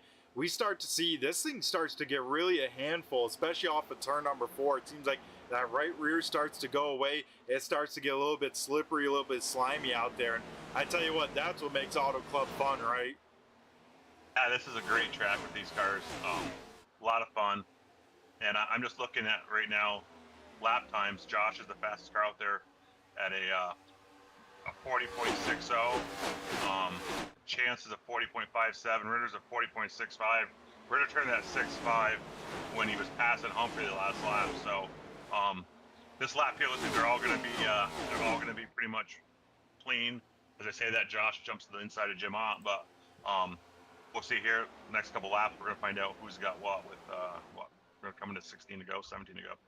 Yeah, that they do, and these leaders definitely don't want to see a caution like we talked a little bit about before. Them pitting under that last caution used up most, if not all, their sets left over the pit wall. So, especially these top 3 don't want to see a caution as we see, man, Chance Gretz with a big run on Jim Ott and gets to the right rear quarter panel. Now here goes Josh Parker, and I tell you what, I saw a little bit of arrow moves by Josh Parker before. He's trying to do them again. He seems pretty good at keeping some dirty air on the cars behind him. Yeah, and the guy that's loving this, those 3 racing each other like that, is Steve Ritter. Steve would just run a very easy line, be easy on his tires, and those guys, even Josh out front, you know, you'd think, well, he's leaning, he's been easy on his tires, but he's changing his direction in the middle of the corner to throw those air blocks and stuff, and that's hurting his tires too. So here you go, Ritter's drove them guys down. And I would expect Steve to be pretty patient here. I don't expect us to see him push it in the next 3-4 laps. He's going to keep doing what he's doing. He's going to run that bottom. If it's there, he'll take it, but he's not going to force it. And he's just going to let them guys keep doing what they're doing, running that top line, getting that right rear hot and slimy. Yeah, riding on board with Steve Ritter, checking out this battle for the race lead. And like you said, Rob, this 61 still committed to this bottom side here, still hasn't given up and moved on up or anything like that, as we see Jim Ott continue to get back to the race lead here. You know, this still is anyone's race, especially as long as you're in the draft, right? Yeah, and it will. The draft is the great multiplier. Like when I was out front there, I could see I'd get a couple tenths on them in the corners, and then we got the starters, they'd drive back up to me. And, you know, Jim's getting away a little bit here, but as these three guys get single file behind him, it'll suck those guys back up to him. So Jim's doing a great job on now. You know, he had the lead, he lost it to Josh. He figured a way to get right back around. We'll see what happens here, but I think another guy we got to shout out to is Grant Humphrey at 5th. He's on those older tires, and he's maintained a top 5 position, though he's under fire by Mason Hall now. Yeah, that he is. He's currently the best running driver with those old tires. Remember, that was about a 20-lap tire deficit that these drivers are trying to hold on. And Grant Humphrey, like you mentioned, Rob, doing a great job hanging on. But, you know, there's still technically 15 laps left. That's still a long way to go here tonight in this one, especially at this 2-mile racetrack. Yeah, I would say we got about a five lap window here. Maybe not that. Maybe the next 3 laps is where these guys want that caution to come out, so they have huge advantage. As we found out before, old tires, you know, are pretty solid for 3-4 laps. You saw that when we went back green here. But the window's closing for those guys to get the caution that they wanted and stayed out to save us that. Yeah, that it is now. That time by at the stripe, 14 to go. Josh Parker takes over the point, and then they'll return the favor here in turns 1 and 2. Jim Ott going to try and slide up in front of the 26. And like you said, Rob, with these leaders trading it back and forth, it's only slowing them down, allowing Chance Griffith, Steve Ritter, and now Mason Hall even to run them on down. Yeah, in the last lap, Parker was a 76, and Ott was an 89. Griffith and Ritter were 68 and 69, so doesn't talk a lot, a 10th, but it is. It's some trade and paint some there. Contact. Yeah. Elbows starting to get out a little bit here tonight with 13 to go. The side drafting is starting to get up and start to get intense. And Rob, we know the difficulties, right, with side drafting. It's kind of, you know, to be expected with these next-gen cars now, but man, is it tough to judge perfectly, right? Yeah, and that's one area. If you don't have triples, you are at a deficit. It's really hard for you to do a side draft when you're on a single monitor. Guys on triples or VR have a huge advantage there. The other thing we need to talk about here is there's real money on the line here for all of these guys that are in that top 5, or whoever wins it is going to get cash tonight. If it's Josh Parker, he fends out the bounty, he's going to get a $20 iRacing credit. I believe it is up to, or maybe it's 10. I think it's 10 actually. And I can't remember, but I think it's $20 if or $25 maybe if someone beats Josh here with him running on the lead lap, no damage. So these guys are racing not just for bragging rights in the win, but they're racing for cash. Yeah, that they are. The bounty on Josh Parker, you know, already 6 wins so far this season, and we said, you know what, spice things on up, give some extra motivation. We'll put a bounty on Josh Parker, and I believe, Rob, that's the first time ever we've seen a bounty here in the 802 iRacing League. That's pretty special. Yeah, it is. We've never done that, whether it's been on the asphalt or dirt. So yeah, it was something different. I know Brandon was talking about putting one on Bill, but Bill, since we discussed it, I think if he'd won one more straight, we were gonna put one on him, but he got knocked off there, so I think that kind of went away, the talk of that. But yeah, we'll keep having the bounty here on Josh until someone beats him. Yeah, and this time by now 2 open palms from the flagman. It is now 10 to go, and I think for Jim Ott, man, I think also back to Wednesday night, we saw Jim Ott get a win stolen from him within the last 2 laps. Do you think as a driver that sits in the back of your head with knowing how much pressure he's got in his rear view from Parker, Griffith, and Ritter? Yeah, absolutely. And Jim's a highly competitive guy, and he's used to running up front, winning in our league, and he hasn't had a great season either here on Sunday nights. So I know he wants this win really bad. I felt horrible on Wednesday night after that race. I congratulate him on the win because the last thing I heard my spotter say was the 4 car took the lead, and I never heard my spotter tell me that he lost the lead. So I congratulated the wrong guy after the race Wednesday night. Yeah, that was definitely a barn burner of a race there at Bristol with, of course, those ARCA cars. And, you know, Rob, it always seems like you guys are cooking up something cool. And, of course, that's the newest addition to the 802 roster, right? Those ARCA cars, but with a fun twist to them, right? Yeah, they're 110% horsepower. We had a weight break in them, but I think we're going to take that away so we don't have to worry about the failing tech on the height. But we got the milk cooking up for Monday night. It's going to be kind of a short track deal. Brandon and I have been working on it. It's going to be a throwback to your weekly home track race. So that'll be fun. It'll be one track every week and one class of cars. It'll be handicapped lineups. So the good guys will start in the back, or the guys that have been good over the last 3 races. And we'll be announcing all the particulars of that here the next week or so. That'll be during the winter. Alrighty, Rob. Well, that sounds like exciting stuff. You know, I'm always a big fan of short track stuff, so I can't wait to see that fully come together and see what all the details are for that. That sounds really exciting.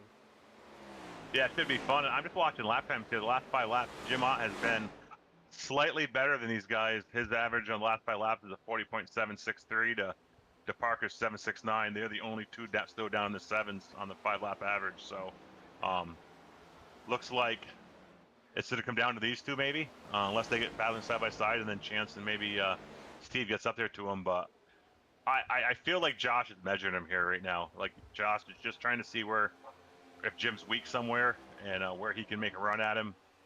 I don't think this thing's over with 5 to go.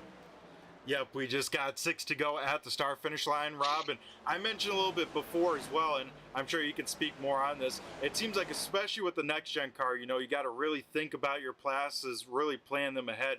Well, that's really kind of exacerbated, right, when it comes to Auto Club. You really have to almost make a move on a guy, you know, a corner or 2 before to really set him up the way you want him. Yeah, and you got to really, when you get this late in the run like these guys are, you know, they're coming up to 26 laps into it. You got to kind of bide your time and take care of your tires. Maybe try to cool them down a little bit. You know, maybe that's what Chance and Steve have done here. They've maybe backed off a little bit, got some clean air on the nose, tried to cool their stuff down. I kind of feel like that's what Josh is doing, because it looks like Josh can drive back to him at will. And then it looks like Josh is trying to stay out of his wake in the corner just to keep him sliding that right front. We're going to find out here. Jim is so strong on that bottom right there, though. You see he goes back to the gas and just drives away from him. Yeah, that he is able to kind of match his line, give him some dirty air right behind them. 3 wide off of turn number 4 for some spots 6th, 7th, and 8th. As Joe Hudson here had kind of took care of his stuff earlier on in this race, and now fighting his way back up through the field. Our Rock Pirates RC pole winner here, trying to scrounge together a good finish lane this one, and right now looking to maybe get 6 as they all fight for their spots. Yeah, Joe's a wily old veteran. He's really good at saving tires and taking care of his stuff usually, so it doesn't surprise me to see him show up here at the end, especially on a track like this. Yeah, that he is now trying to track down Jamison Heath for that 6th spot, and now this time by at the start-finish line, we see 3 to go, and like you said, Rob, it's a 2-horse race out in front, though Steve Ritter has tracked down Chance Griffith for that final podium spot as well. Yeah, they got a good battle going here. I think Josh was going to take a peek there on the inside, and I think he just caught Jim quicker getting in than he thought of. That really killed Josh's momentum off of 2 that lap. That might have been the nail in the coffin. Yeah, that might have done it, because here off of turn number 4, we will see popsicle sticks up in the air. It's going to be 2 to go, and it's going to be Jim Ott the first to see it, but Josh Parker still within striking distance. Parker, really good run down the front straightaway.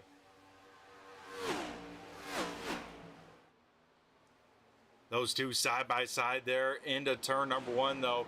Josh Parker trying to keep that car a little bit lower, gets a little bit loose with too much wheel in that car, though going to exit off the corner about Still one gets a car good run. back. Yeah, he does. Wow.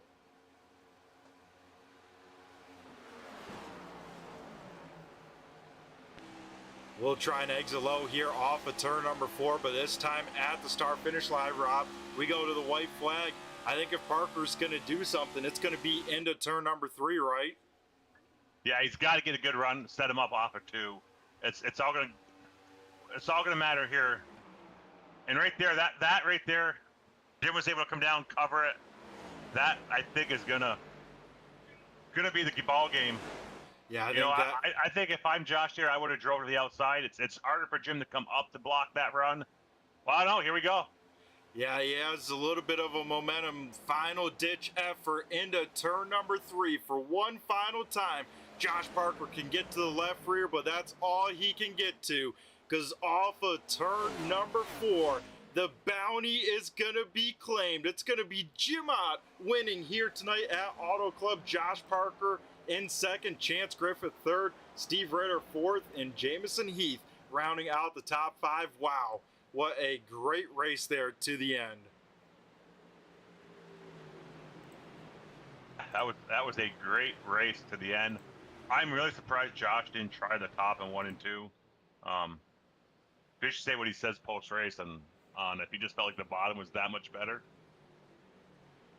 Yeah, and I mean, if you're totally down, Rob, I would love to have you as the race expert here tonight, jump into the booth with me and ask these drivers a few questions if you got the time. Yeah, I'm definitely not a race expert, as my season has shown to be here. I'm more like the expert on how to not finish a race, it seems, this season. So, but yeah, I'll stick around and talk to the guys. All righty, awesome stuff. Appreciate it, Rob. And yeah, your luck this season definitely hasn't been where it's needed to been, but a driver who has, had some luck here this season, that being the driver of the 4 Machine, Jim Ott, getting the job done here tonight and picking up, I believe, now his second win on the season. Actually, let's make it his third. Yeah, his second win of the season.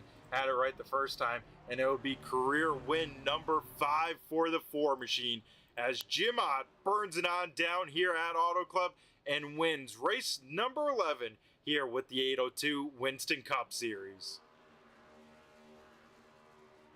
Great race by Jim. Just put it all together. Got his tires, drove up through there, got out front. Lost lead real for a minute there to Josh, but they would drive back by, and then pretty much controlled it from there on out.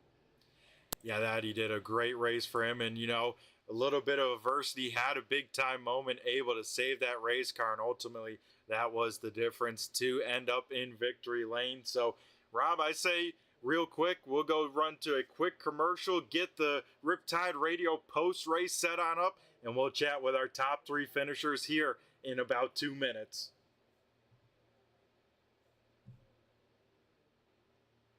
Alrighty, don't go anywhere, folks. We'll be right back after a quick commercial break and be back with our Riptide Radio post-race show.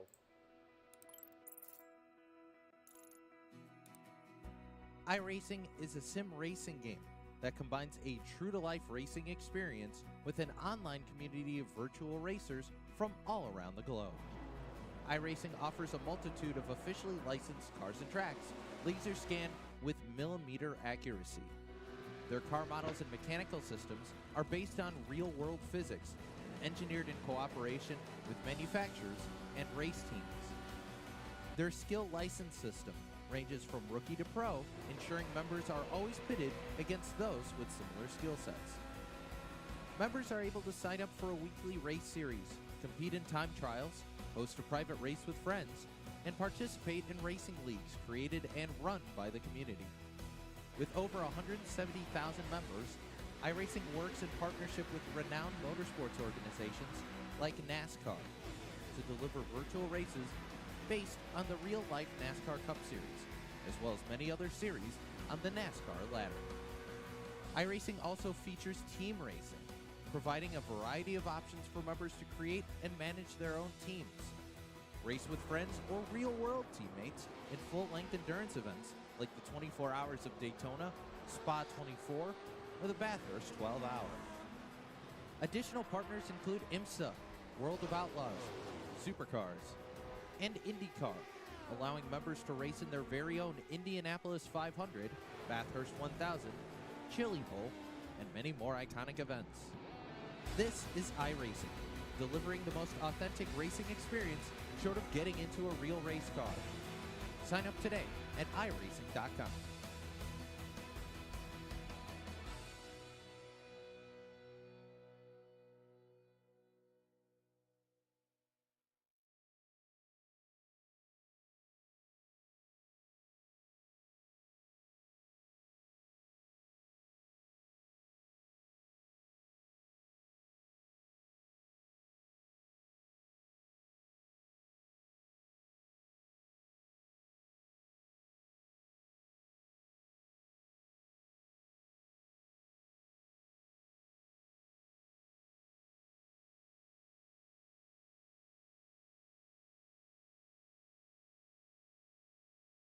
Alrighty, folks, we are back here at Auto Club with our Riptide Radio post-race show.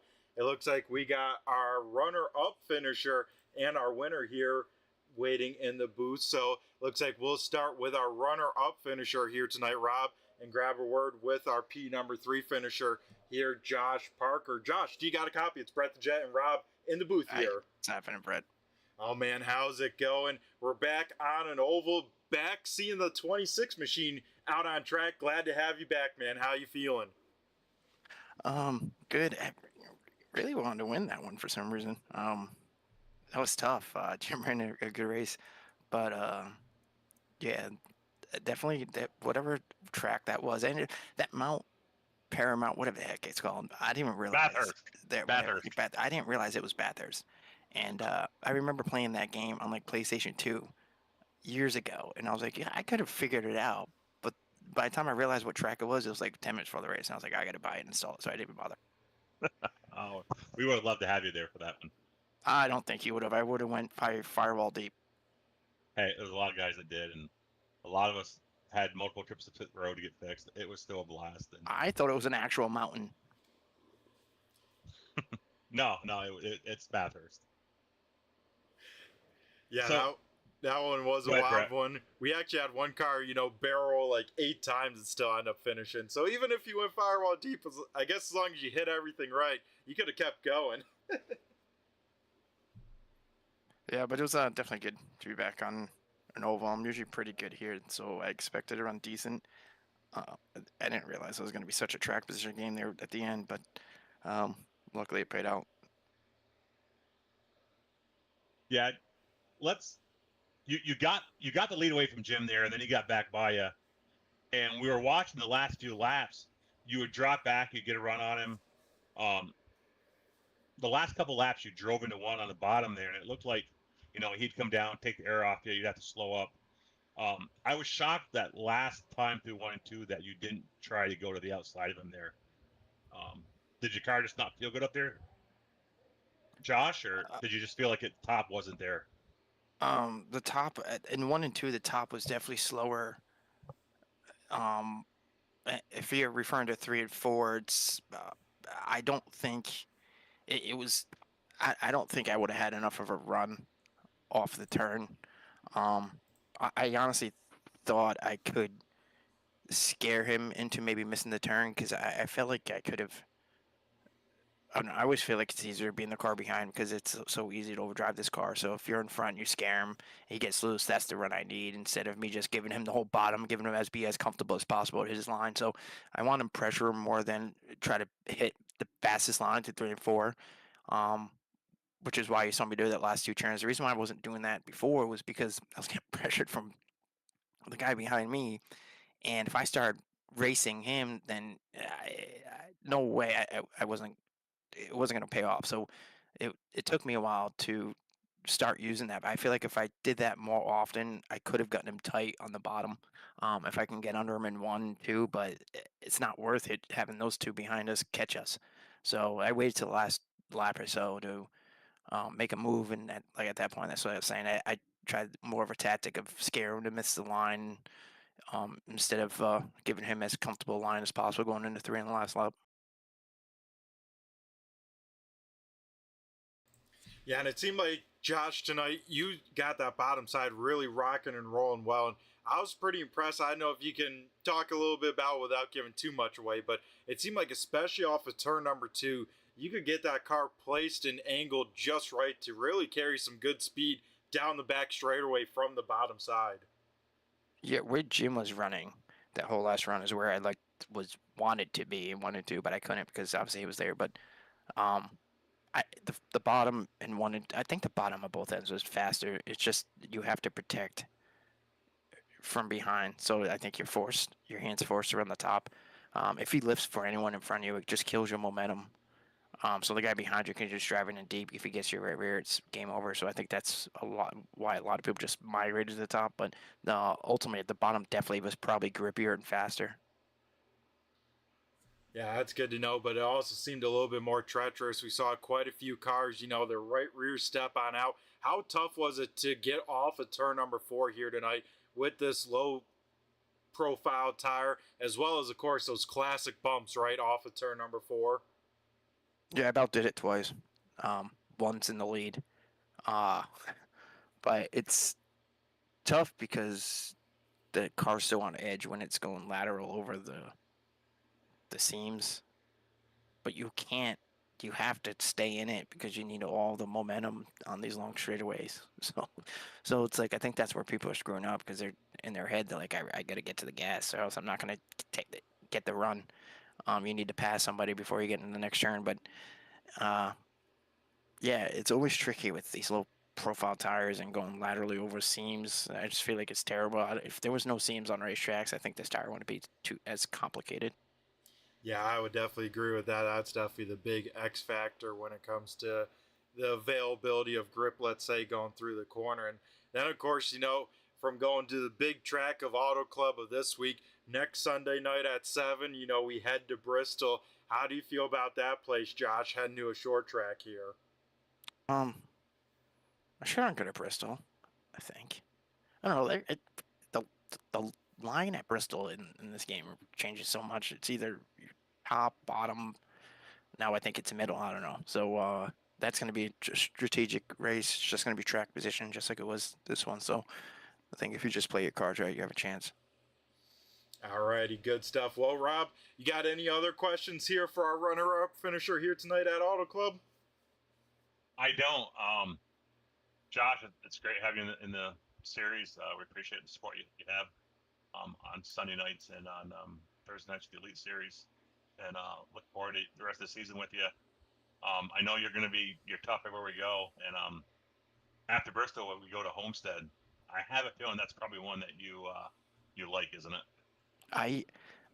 Fun fact, when I won the inaugural Pro Series championship back in 2008, and I had to beat this guy Derek Wood. Not many people probably even know who these people are. I'm so old. But anyway, and it was at Homestead.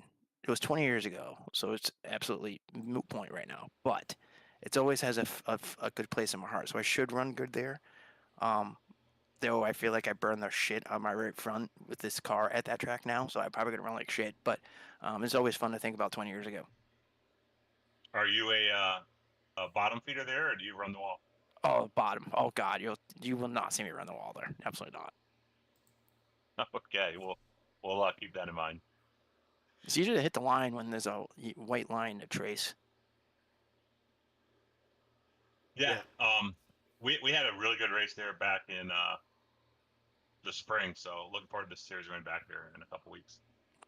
You used to be able to drive it off the right rear through the turns of 1 and 2, and I think in 3 and 4 especially. Now you can't do that, so it's just an interesting way of driving the track. Yeah, that it is. But yeah, Josh, always great to chat with you, my man. Congrats again on the runner-up finish. You keep your points lead. Actually have that grow once again, man. So that's always great to see you and the 26 crew getting the job done. And Josh, before we let you go, we're going to go hand over the mic to you for the final time here tonight and have you thank who you got to thank, whether sponsors, teammates, or anyone else you'd like to give a shout-out to on the YouTube broadcast here tonight.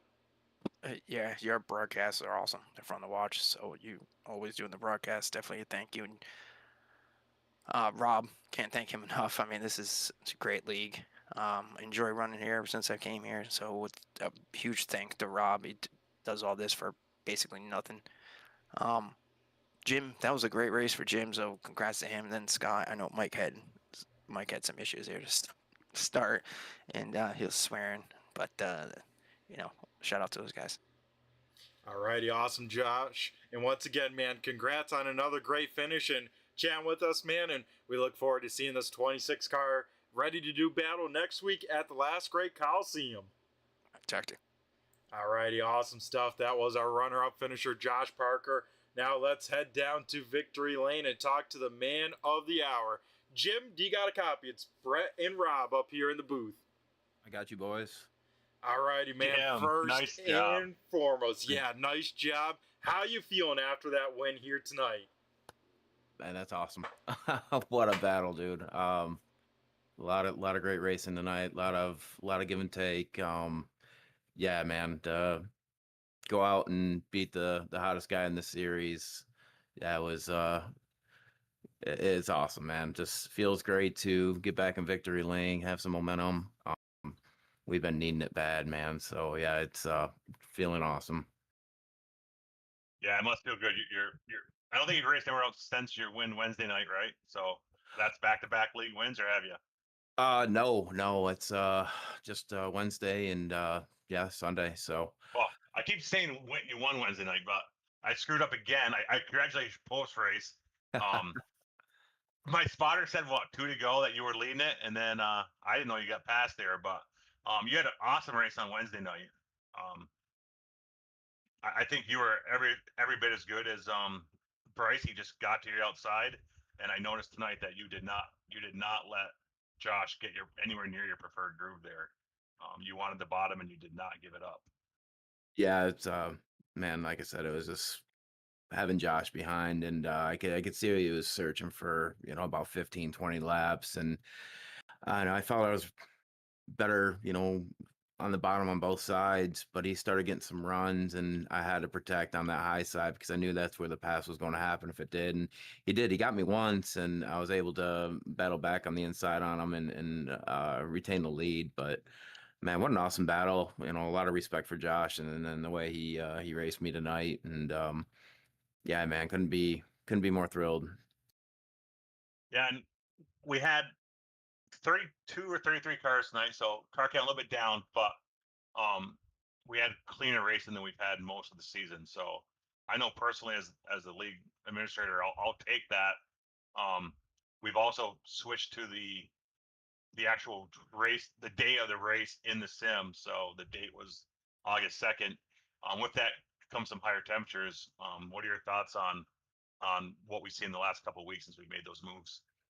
Yeah, I mean, as far as what you said, as far as car count, leading with that, that's an advantage for us as far as like Jeff and myself, because you're going to get the longer runs, and that's what we need. I'm not blistering fast out the gate, and as I'm not a great qualifier, but yeah, give me a mid-long run, and that's where I can, and Jeff as well, really shine.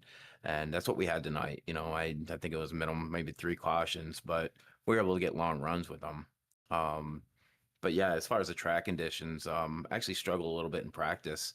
Had to make some changes because I knew everybody would be running the high line tonight, and I needed to run kind of my standard Michigan line, if you will, and it paid dividends. I was able to save more tire, and yeah, I was able to protect, actually, especially after I got that clean air. So I loved all of it, man.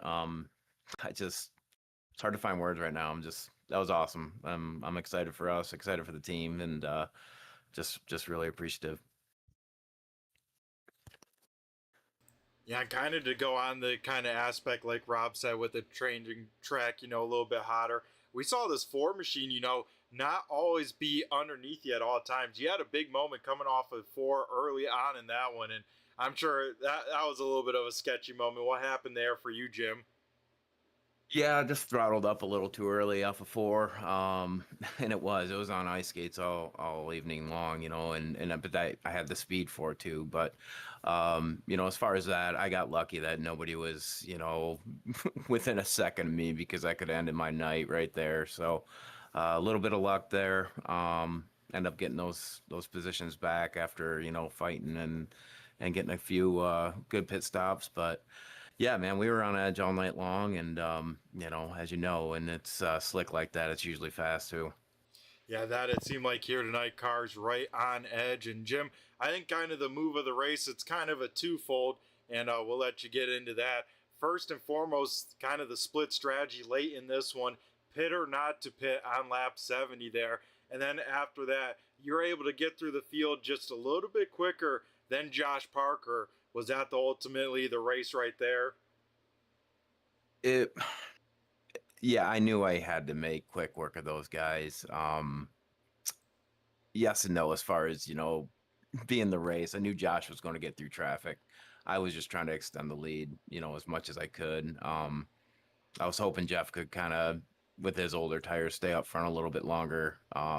But he faded back pretty quick and in dirty air. But I mean, yeah, having the lead, having that clean air for me is, that's where I thrive, So I felt I could really protect, but again, Josh had three, 4 good runs on me.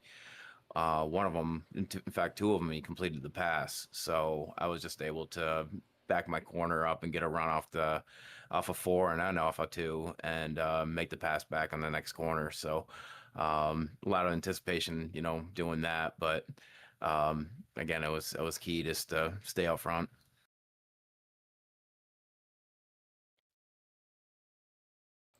Yeah, that's so Jim, we got. Oh, sorry, Brett. Go ahead. Oh, you go ahead, Rob. We got Bristol next week, and then we head to Homestead. What are you looking forward to on the schedule coming up?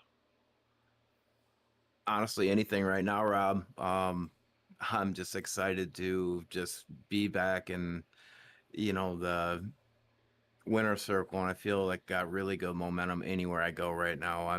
Bristol was Wednesday night, ran really well there, like you said, and of course, different car, things would be different, but I'm Bristol's a good track for me. Homestead as well. I like those intermediates. Those usually fall right in my wheelhouse. So, but I'll take it one week at a time, and just keep putting the time practicing, and hopefully we get a couple more of these. Yeah, Jim, and honestly, that wasn't on you getting loose there. Your big save down to the apron. I get under Anthony. I just go back and watch it. I get under Anthony there, and him and I net code, and gets him loose up in front of you, and then you react to that. So, I wouldn't say that's where you jump in the throttle too hard. I think that's just you got a guy that's started to come up in front of you, and you react to that. Yeah, these cars too, man. They're so sensitive on the steering, so it was probably a little bit of that dirty air plus, me throttling up, but.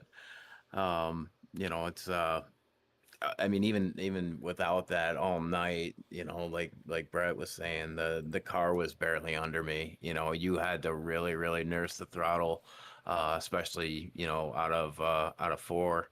Otherwise, it was just going to step out. But once you got some clean air on the nose, obviously it started rotating a lot better and then grip down on the track. But yeah, man. Awesome racing, really, from a lot of these guys, man. There's a lot of give and take tonight. Good patience was shown, and we had I think a hell of a race to watch. Yeah, and I don't know if you saw, but we had 150 live viewers tonight, so that's pretty impressive. That's fantastic, man. That's you, Rob. That's the contribution that you put in this league and what it's become. I mean, people enjoy watching the show, man, and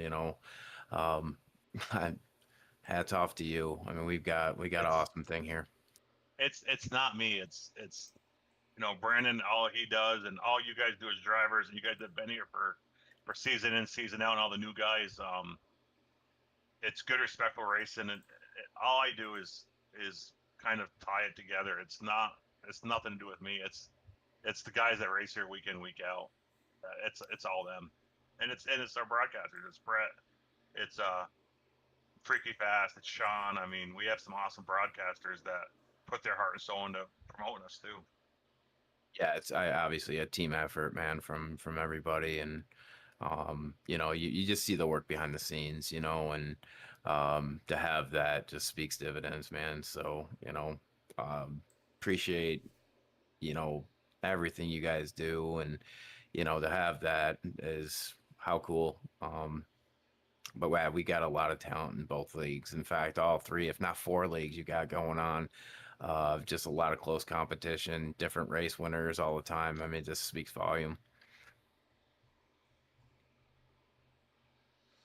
Yeah, that it does, and it's great to see. And like you guys all said, you know, it's all thanks to you guys putting the product on the show, the racing and the racecraft that all of us get to enjoy, and you know, kind of want to see and would really like to see on iRacing, and you guys do a great job at that. As Jim, you pick up second win of the season, another multi-win season for the Ford team, and like you said, some pretty good tracks coming up for your Bristol and Homestead. So, Jim, before we let you go and celebrate the win down in Victory Lane, one final question I have is, you got the bounty, man. So, how you feeling about that too? Dethroned old Josh Parker.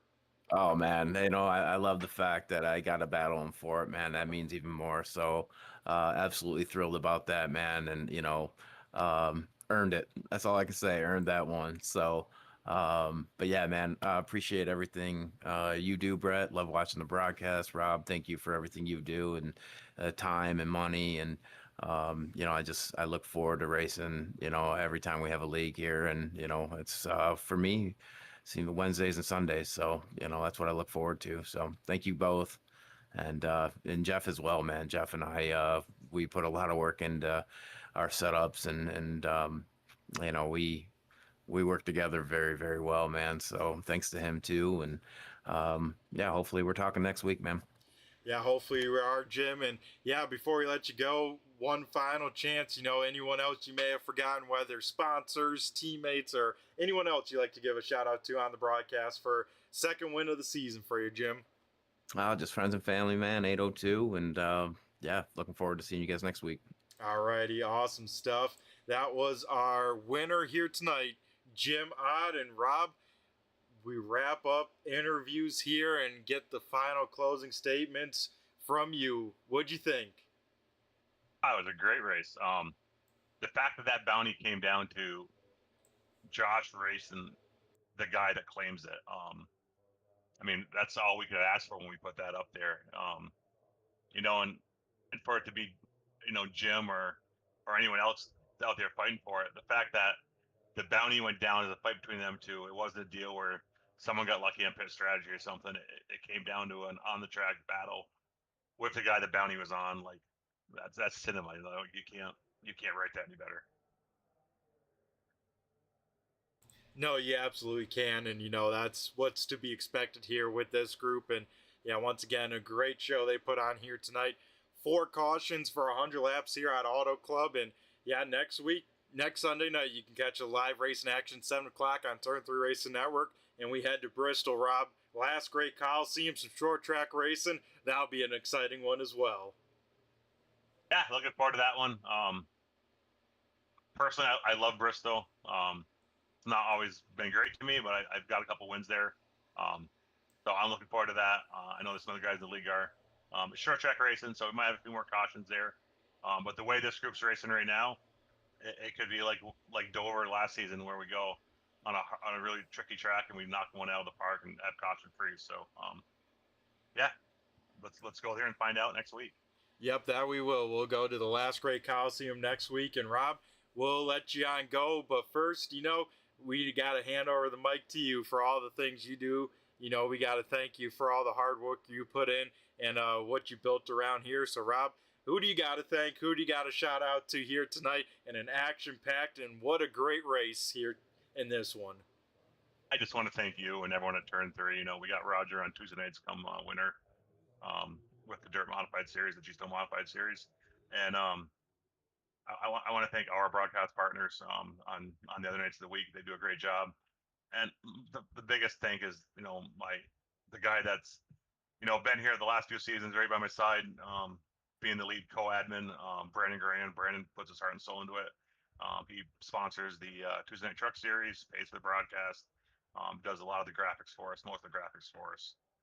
And then I want to thank the rest of the admins, yourself, Tim Rogers, Alan Harris, and then the drivers of the league. They're the ones that make it special. They're why we do it. We do it to have fun and race these guys. And yeah, all the groups are coming together. The racing's been a lot better the last few weeks, and I look forward to staying that way. Yeah, that I am as well, Rob. So once again, man, thanks again for jumping up in the booth and calling some more races with me. Always a great time, my man. Yeah, it was fun, and maybe one of these times I'll get to talk to you on Sunday night because I've earned a spot in the top 3, not here because I wrecked out. Yeah, exactly. At some point, right, the old lady luck's got to turn around for this 21 machine. Yeah, I mean, I've been involved in real life racing for 35 plus years, and you run up front enough, eventually you luck into something good. So we'll keep plugging away. I'm not in the back riding around, so it's gotta somehow I gotta be lucky sometime. It just can't be one time at Michigan this season. Yep, that's for sure, and that's all it takes is that one time, be at the right place at the right time, and you never know what could happen. So once again, Rob, we got to thank you for all you do here, and thanks again for jumping up here. Always a great time chatting with you. Yeah, have a good night, bud. Alrighty, awesome stuff. That was the driver of the 21 machine, Rob Lowell, jumping in here and chatting with us. Got to thank all of them. Got to thank all you guys. Man, it's awesome to see here tonight.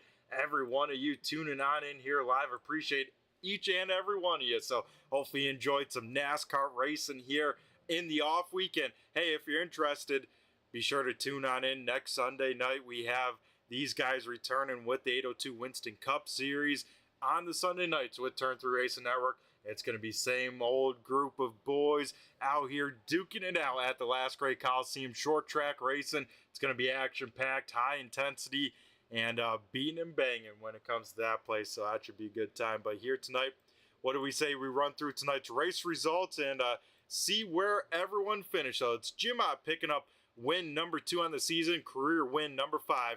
Josh Parker, our current points leader, leaving here in P number 2, and the Josh Parker bounty has been claimed by Jim Ott in a head-to-head battle.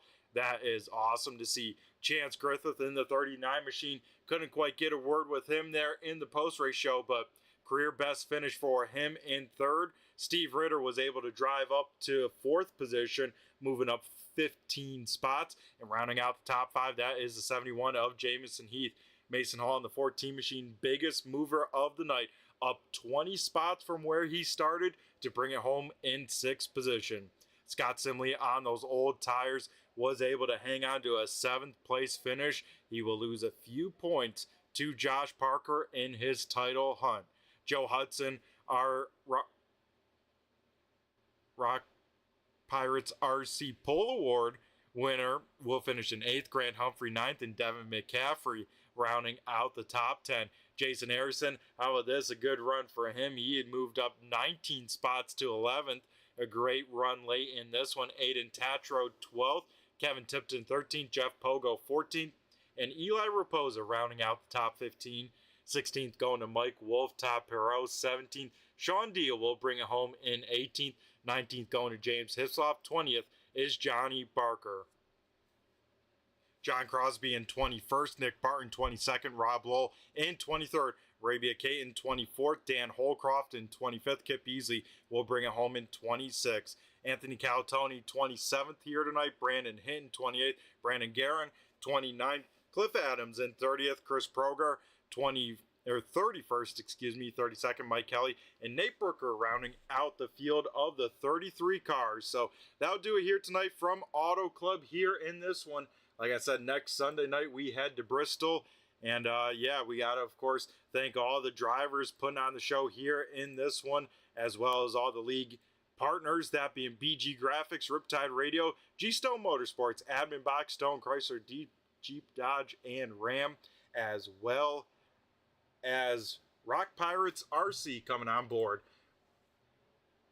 We, of course, got to give a quick shout out to Premier Setup Shops. Those are partnered on up with the Turn 3 Racing Network. If you want to find out more about them, you can find them in the link in the description. That'll take you over to their website. And, yeah, would be greatly appreciated. So, yeah, that'll do it for myself tonight with Turn 3 Racing Network. I've been Brett the Jet in the booth here tonight with race number 11 of the 802 Winston Cup Series. So, everyone take care, stay safe, enjoy some racing action if you could, and be sure to, tune on in, and we have some good ones here to come in the future. So, everyone take care, stay safe, have a great rest of your week.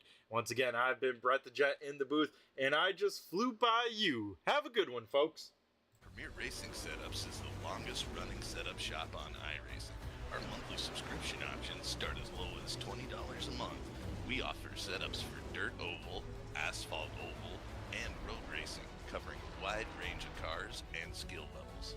Built and tested by top-tier sim racers, this isn't just a business, it's a community of competitive drivers. If you want to better your iRacing experience, head over to PremierRacingSetups.com today, and remember, if you don't get one, you're going to chase one.